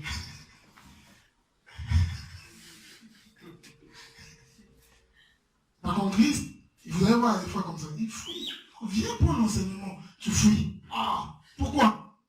Viens. Il faut qu'on aille te rendre visite. Dis à frère, tu sais, l'enseignement c'est important. Hein? Tout ça là, viens à l'enseignement. Amen. Il y a des frères comme ça aussi. Comme je disais hier, il y a différentes catégories de brebis et il y a différents types d'enfants. Comme je dis, il y a des bébés qui sont assez gentils, qui ne mordent pas les gens. Vous voyez? Il y a des enfants qui mordent aussi les gens. Vous voyez? Il y a des bébés qui sont sages, qui ne pleurent pas trop. Il y en a aussi qui pleurent trop. Amen. Alléluia. Mais c'est vraiment une bonne phase. D'accord? Une très bonne phase. On va s'arrêter sur ce point. Et je vous assure, si tous les enfants du Seigneur pouvaient bien vivre leur enfance, ça sera magnifique. Ça serait vraiment magnifique. Amen. Ça serait vraiment, vraiment, vraiment magnifique. C'est le fondement. Où on apprend à s'attacher à Dieu, où on apprend à compter sur Dieu, où on apprend à vivre avec les frères et sœurs, à se pardonner, n'est-ce pas? À avancer avec le Seigneur, à grandir avec le Seigneur, à comprendre, à cerner les choses de Dieu, n'est-ce pas? À avoir confiance au Père, à recevoir l'amour de Dieu, à vivre l'amour du Seigneur. Vous voyez? C'est une période magnifique pour laquelle les gens sont concernés par nous, tout ça. Vous allez vous rendre compte que les personnes nouvellement converties, on prend vraiment soin d'elles. Hein? Vrai ou faux? Des visites, des descentes particulières, des appels, on appelle pour savoir comment tu te portes, est-ce que tu as prié, est-ce que tu as médité, n'est-ce pas? Ça se fait aussi à Brazzaville. Alléluia. Ça se fait, non? Oh, tout le monde, là, vous qui répondez. Bien aimé, ça se fait. Hein? Oh. Mais il n'y a rien de caché qui ne sera découvert. Alléluia. Oh, ça doit se faire au nom de Jésus. Alléluia. Il faut prendre soin des nouveaux-nés. Il faut prendre soin des nouveaux convertis. Vous voyez? Et aujourd'hui, l'Église de Dieu se déresponsabilise de plus en plus. Et on voit des assemblées où on dit, bon, c'est Dieu qui va faire. Non. Dieu a déjà fait, mais Dieu fait aussi au travers des hommes. Alléluia.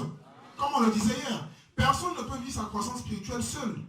Et il y en a qui sont tellement irresponsables qu'ils abandonnent des enfants à eux-mêmes. On dit non, laissez-le avec le Seigneur. Ah frère, oui, avec le Seigneur, mais aussi dans la communauté. Alléluia. Amen. Amen. Bien sûr. Un enfant seul, oh, il va faire des dégâts. Vous voyez? Et il faut que ces choses soient de plus en plus enseignées dans les assemblées. Que les gens arrêtent de se déresponsabiliser. Pour dire non, c'est Dieu qui fait, on laisse avec le Seigneur. Oui, laisse avec le Seigneur. On dit non, l'eunuque éthiopien avec Philippe. C'est ça, non? Bon, je vais vous dire, donnez-moi un verset, hein, à part Acte 8, dans lequel vous allez voir une chose pareille se faire. Donnez-moi un seul verset. Parce qu'une doctrine ne doit pas s'appuyer sur un seul verset. On est d'accord? Alléluia. Est-ce que Philippe a fait ça 2 fois? Est-ce que Pierre a fait ça même une seule fois? Est-ce que Paul l'a fait 1 fois? Il n'y en a pas. Amen. Le cas de l'unique éthiopien était un cas exceptionnel. Il était en voyage. C'était une exception. L'Église est une famille. Les enfants qui viennent au monde, il faut prendre soin de ces enfants. Amen. Il faut les entretenir. On doit être entretenu. C'est biblique. Dans la croissance, on a besoin des aînés. On a besoin des personnes expérimentées. Des personnes qui peuvent nous aider à discerner. Parce qu'un enfant, il ne discerne pas. Il y a des choses qu'il peut faire, se disant que c'est bien alors que ce n'est pas bien. Amen. Mais il faut des aînés pour l'aider. Pour lui dire comment, là, c'est pas bon. Ta façon de prier n'est pas bonne. Alléluia. Voilà. Tu as été influencé par les prières que tu as tellement écoutées dans ton quartier, mais écoute, quand on prie, on ne voit pas le feu. Alléluia. On n'invoque pas le sang. Amen. Mais il faut une communauté. Si tu pries, si la personne n'ouvre jamais sa bouche pour dire que le sang de Jésus nous purifie, comment est-ce que tu sauras ça? Comment est-ce qu'on saura ça? S'il n'y a pas une communion fraternelle, si on ne s'écoute pas, si on ne prie pas ensemble. Je me souviens, en début d'année, j'étais en Côte d'Ivoire et on a abordé cette question. Et il y avait une sœur parmi les frères là-bas qui priait comme ça. Que le sang de Jésus nous purifie, le sang de Jésus, le péché, tout ça. Elle était choquée. Elle dit, oh, on ne prie pas comme ça. Elle dit oui. Vous voyez? C'est important. Alléluia. Amen. Donc s'il y en a qui sont encore dans cette phase, soyez vraiment encouragés, vivez bien votre enfance. Alléluia. Et s'il y en a qui ont expérimenté autre chose, qui sont passés à un autre niveau, s'il vous plaît, prenons soin aussi des frères. Amen. Prions pour les frères, soutenons les frères, soyons des modèles, manifestons la douceur de Dieu. Alléluia. La douceur de l'Esprit de Dieu. L'affection du Seigneur pour les âmes. D'accord? Nous ne sommes pas des robots, nous sommes des humains, nous avons un cœur, nous sommes fragiles. Alléluia. Amen. D'accord? Merci des questions avant qu'on je ne sais pas.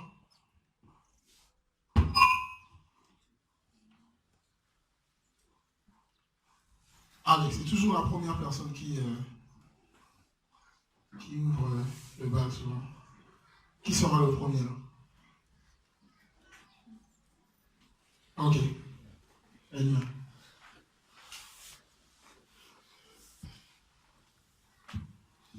Je voudrais un peu comprendre pourquoi est-ce qu'on ne peut pas prier que le sang de Jésus nous purifie. Ok. Alors, donc en général, dans beaucoup d'églises aujourd'hui, lors des réunions, des rassemblements, bon, il y a tout un enchaînement, hein, donc on remercie le Seigneur, on demande pardon au Seigneur, et après on invoque le sang pour qu'il nous purifie. N'est-ce pas? Voilà. Et c'est pas l'idéal en fait. C'est pas comme ça qu'on doit prier, qu'on doit s'y prendre. Pourquoi? Parce que premièrement, nous allons prendre ensemble un passage dans 1 Pierre 1.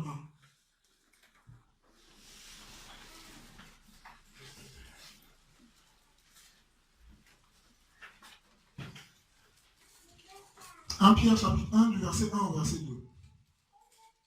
La Bible dit, donc 1 Pierre chapitre 1, 1 à 2, Pierre, apôtre de Jésus-Christ, à ceux qui sont étrangers et dispersés dans le Pan, la Galatie, la Cappadoce, l'Asie et la Bithynie. Élus selon la préscience de Dieu, le Père, par la sanctification de l'Esprit, afin d'obéir à Jésus-Christ, et qui participent à l'aspersion de son sang, que la grâce et la paix vous soient multipliées. Amen. L'Église est le corps de Christ. On est d'accord? Et qu'est-ce qui se passe dans un corps? Dans la circulation du... Voilà. Donc, étant membres du corps de Christ, nous participons à l'aspersion du sang. Amen. Nous sommes dans ça. Le sang de Dieu, il est sur nous, la vie du Seigneur est sur nous. D'accord? Donc, étant participants de cette aspersion du sang, on n'a pas besoin d'invoquer encore le sang. Tu vois ce que je veux dire? D'accord? Donc, on ne va pas invoquer le sang parce que, voilà, c'est comme le fait d'invoquer l'Esprit de Dieu. On ne va pas invoquer l'Esprit pour qu'il vienne encore comme le jour de la Pentecôte alors que nous avons déjà été scellés du Saint-Esprit. D'accord? Donc, ce n'est pas une prière à faire. Hein? Tu te repens, mais naturellement, c'est automatique. D'accord? Et d'ailleurs, dans 1 Jean, le chapitre 1 aussi, au verset 7, on nous parle de la communion avec Dieu, la communion dans la lumière. D'accord? La Bible, si nous sommes en communion avec le Seigneur, ben, le sang du Seigneur nous purifie de tout péché. D'accord? Donc c'est automatique. Dans la mesure où, étant exposé à la lumière, ben, tout ce qui n'est pas conforme à la volonté de Dieu est révélé et nous sommes emmenés à la repentance. Et automatiquement, le pardon est accordé. D'accord? Donc nous sommes participants de l'aspersion du sang. Donc on ne peut pas prier pour invoquer le sang, tout ça. C'est bon? Ok. Expressement pour cette question-là, parce que ça m'est dérangé beaucoup dans les assemblées souvent. Ok. Cette affaire qu'ils ont installée, on voit partout, souvent dans les assemblées des églises de réveil. on parle toujours du pardon des péchés, Tout ça, des sangs de l'agneau, et puis après c'est le Saint-Esprit qui est déjà en nous d'ailleurs. Effectivement. Ça me dérange un peu tout le temps, Mhm. ça s'est fait un peu de façon mécanique comme ça. Et on inonde la Ça me salle dérange du souvent. sang. Hein. On inonde la Dans salle beaucoup du sang. d'églises, en tout cas, c'est un rituel, en fait. C'est devenu un rituel. Bien sûr. Et moi, ça me dérange souvent. C'est pour ça que c'est expressément que je posais cette question-là. Mais gloire à Dieu alors. Merci. Amen. Voilà. Moi, je me souviens, ma maman, quand elle priait pour nous, elle dit, je tapisse ton chemin du sang. Jésus. Hein. Maintenant, quand je voyageais là, elle dit, elle met l'avion, le pilote, le copilote dans le sang. Ah! Quand même, tu as pitié. Donc, c'est bon, hein?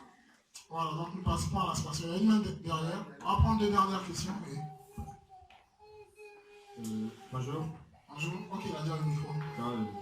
Nous sommes bénis par le partage. Amen. Moi, ma question est celle-ci.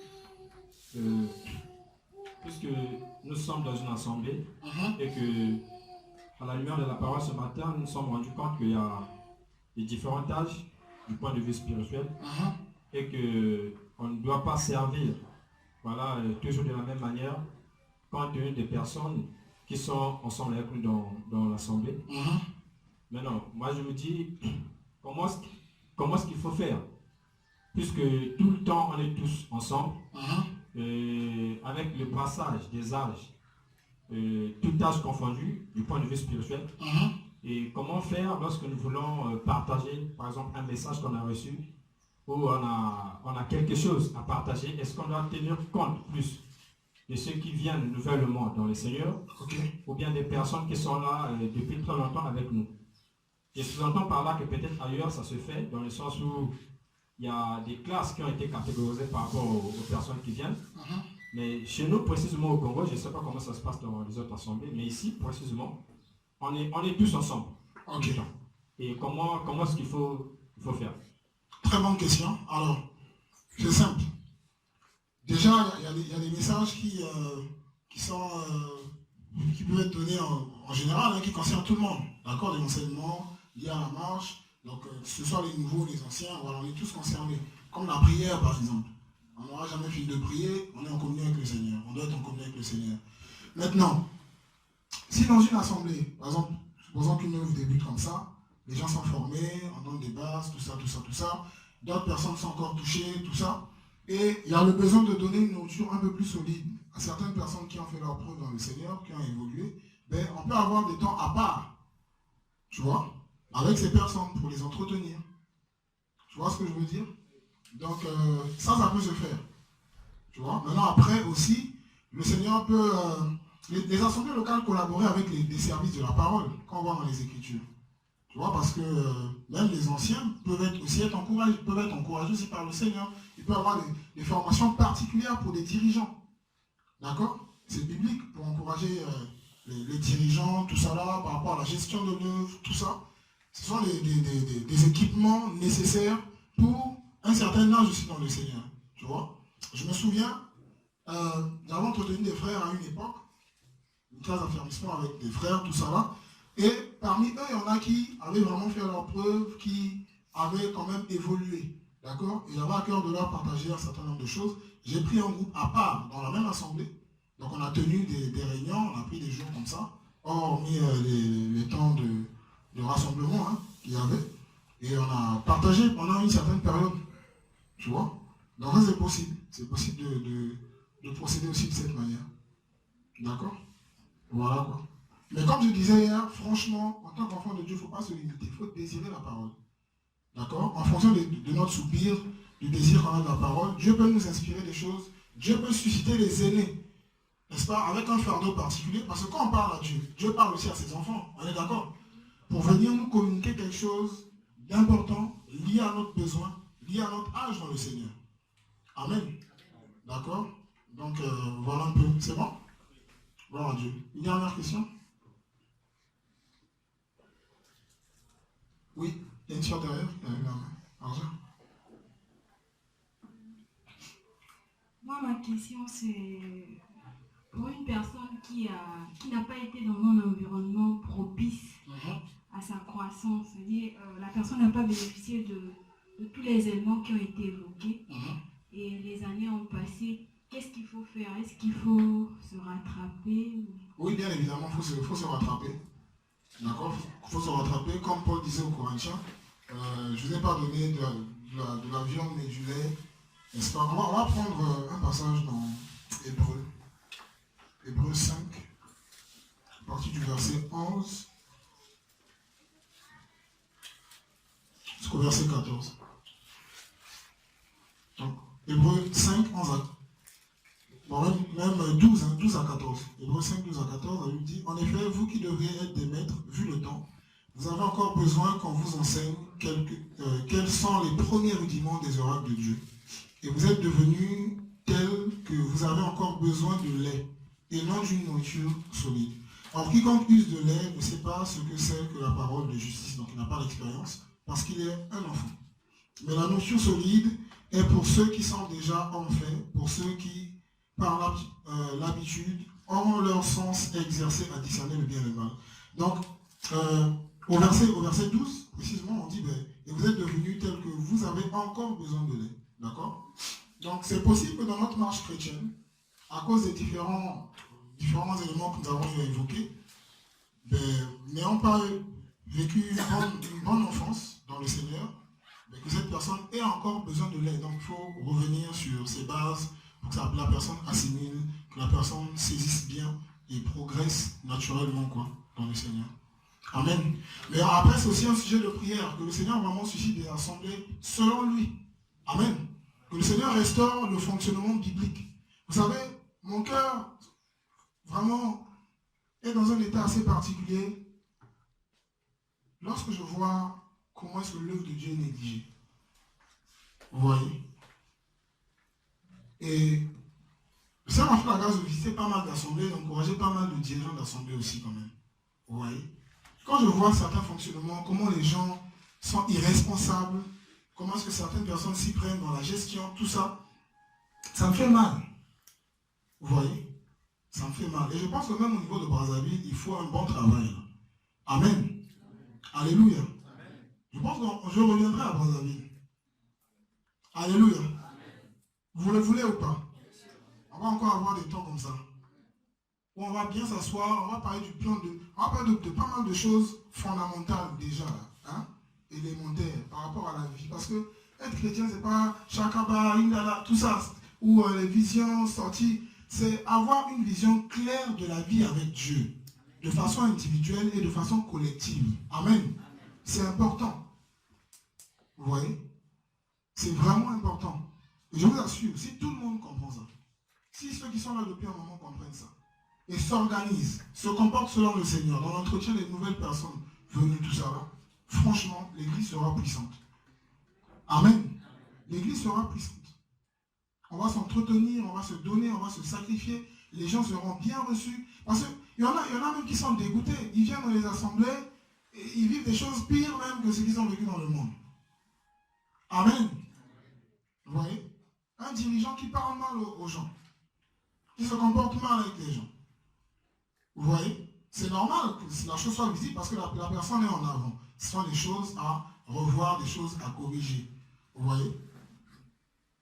Le Seigneur a un intérêt particulier par rapport à la gestion de son œuvre. Vous savez, quand on lit les lettres aux églises dans l'Apocalypse, le Seigneur reprenait qui? L'ange des églises, non?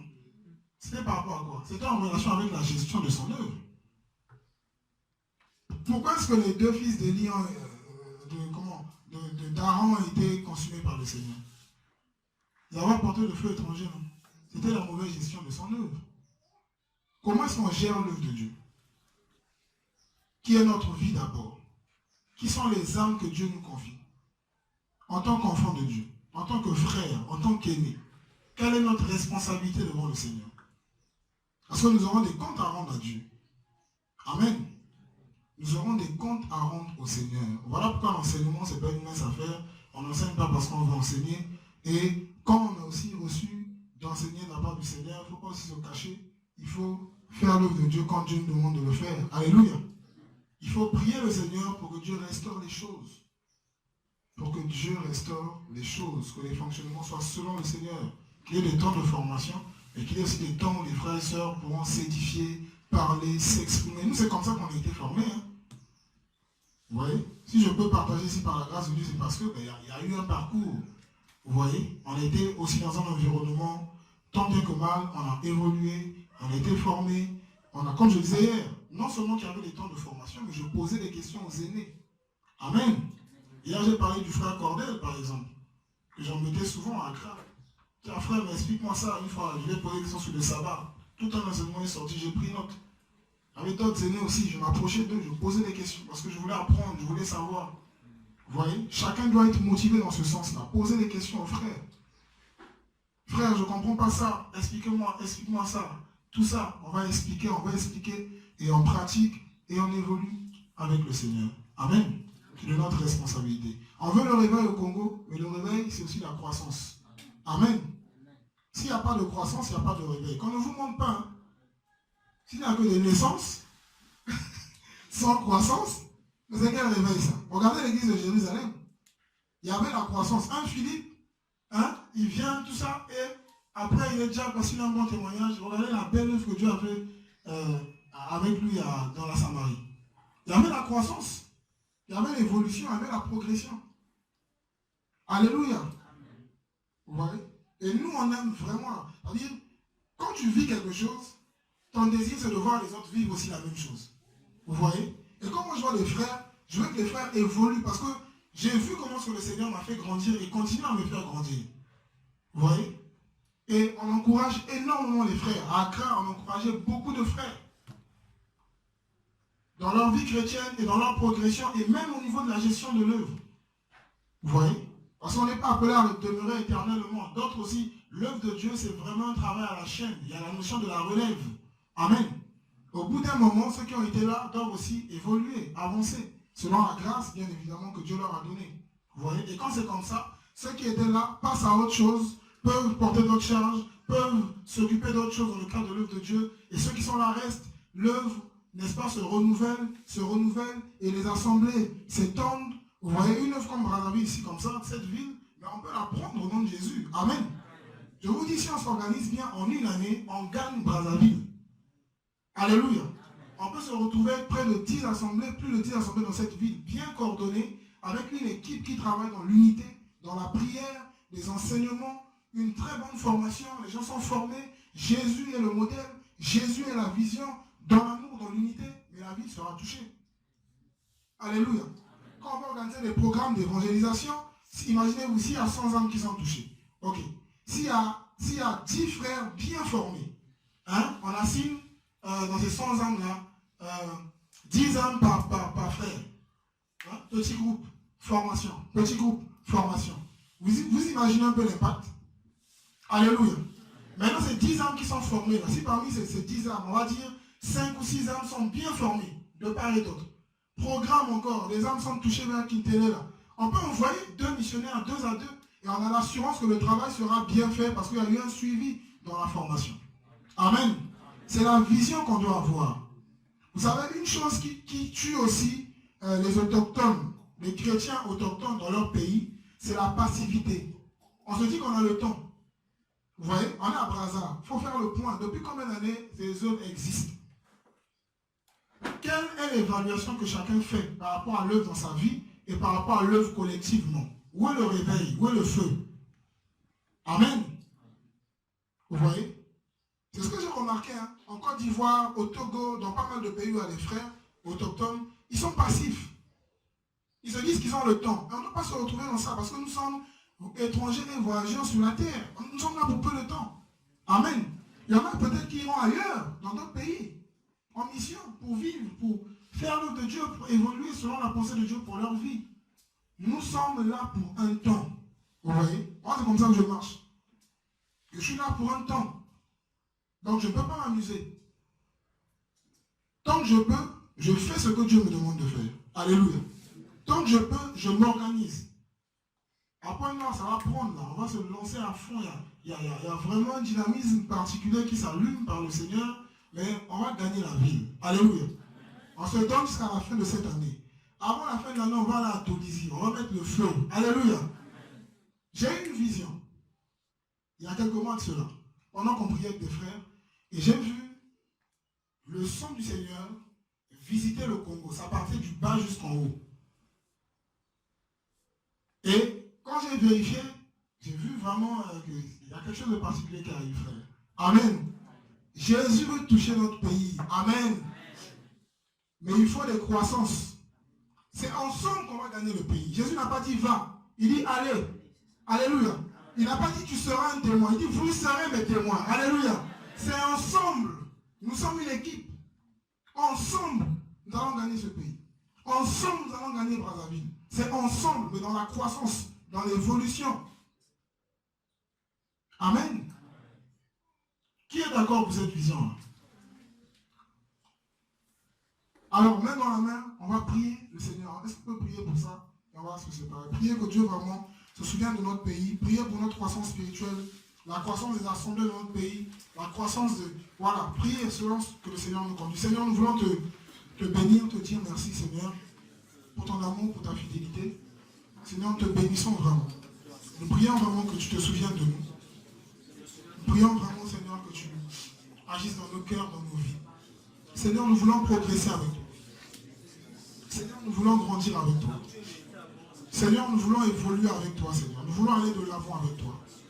Seigneur, aide-nous à grandir avec toi, Seigneur. Seigneur, nous ne voulons pas nous limiter. Nous ne voulons pas nous retrouver dans l'autosuffisance, Seigneur. Nous ne voulons pas nous retrouver dans la passivité. Nous ne voulons pas nous retrouver dans la paresse, Seigneur. Seigneur, mais nous voulons évoluer avec toi. Nous voulons nous repentir, Seigneur, pour toutes les fois où nous avons été rebelles, pour toutes les fois où nous sommes opposés, Seigneur, à l'action de ton esprit. Pour toutes les fois où nous avons constitué, Seigneur, nous-mêmes, Seigneur, un obstacle par rapport à notre évolution. À cause, Seigneur, d'un manque de renoncement, à cause, Seigneur, du fait que nous n'avons pas sacrifié notre volonté, à cause du fait, Seigneur, que nous ne sommes pas véritablement impliqués, à cause du fait que nous n'avons pas été assez responsables par rapport à notre croissance. Seigneur, pardonne-nous et aide-nous vraiment, mon Père. Aide-nous, Seigneur, à nous prendre en charge. Aide-nous vraiment à te désirer. Aide-nous encore à avancer, Seigneur. Père, nous prions pour la croissance dans la vie des uns et des autres. Nous prions pour la croissance individuelle, Seigneur. Nous prions pour la croissance collective. Seigneur, suscite de plus en plus des aînés, des frères et des sœurs qui ont de l'expérience pour aider, Seigneur, les nouveaux convertis, pour aider les bébés dans la foi, pour aider les adolescents dans la foi, pour aider les enfants dans la foi, Seigneur. Père, je t'en supplie, que ton cœur soit encore partagé au maximum de personnes. Juste encore les enseignants, Seigneur. Des personnes qui auront ton fardeau, des personnes qui auront ta vision, des personnes qui iront de l'avant, des personnes qui avanceront avec toi, Seigneur, au nom de Jésus de Nazareth. Seigneur, nous refusons toute forme d'irresponsabilité. Seigneur, tu nous as responsabilisés en tant que tes enfants. Tu as dit, Seigneur, allez et faites de toutes les nations les disciples. Enseignez-leur à observer ce que je vous ai prescrit. Nous voulons, Seigneur, enseigner par le modèle. Nous voulons enseigner par le témoignage de notre vie. Et partager toutes les vérités que tu nous donnes, Seigneur. Souviens-toi de nous, ô Adonai. Nous refusons, Père, toute forme de négligence. Nous refusons d'abandonner ton œuvre. Aide-nous, Seigneur. Rends-nous de plus en plus matures. Rends-nous de plus en plus responsables. Nous prions pour le réveil dans les assemblées, Seigneur. Nous prions pour ton œuvre ici et là. Nous prions maintenant pour les véritables temps de formation. Nous prions vraiment pour que la nourriture soit donnée, Seigneur. Tu as dit quel est ce serviteur fidèle que le maître est établi pour donner la nourriture au temps convenable. Seigneur, nous voulons considérer le temps, Seigneur, et donner la nourriture en ce temps. Nous voulons considérer le temps dans la vie des uns et des autres et donner la nourriture adaptée, Seigneur. Partage-nous ta vie encore. Partage-nous ton cœur encore. Que le Congo soit embrasé, Seigneur. Que Brazzaville soit embrasé, mon Père. Que Pointe-Noire soit embrasé, Seigneur. Que Dolisie, Caï, le village reculé, Seigneur, soit embrasé au nom de Jésus. Le nord, le sud, l'est, l'ouest, Seigneur, partout. Nous prions pour ton œuvre. Comme ce fut le cas avec l'église de Jérusalem.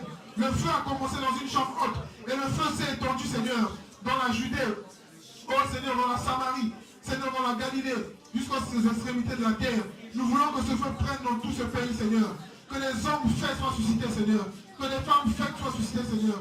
Que la perfection soit le partage des uns et des autres. Que nous puissions vraiment évoluer avec toi. Avancer avec toi, Seigneur. Au nom de Jésus de Nazareth. Partage-nous encore cette vision. Partage-nous ton cœur. Nous prions que cela ne nous quitte pas, Seigneur. Au nom de Jésus de Nazareth. Que nous soyons focalisés sur ton projet. Seigneur, toi qui n'as pas changé. Toi qui viens à jamais, Seigneur. Souviens-toi de moi, Adonai. Au nom de Jésus de Nazareth. Seigneur, béni sois-tu. Aide-nous vraiment, Seigneur. Fortifie-nous encore. Nous voulons te vivre, t'expérimenter. Au nom de Jésus. Béni sois-tu, Adonai. Oh Jésus, merci pour ton amour, pour ta fidélité.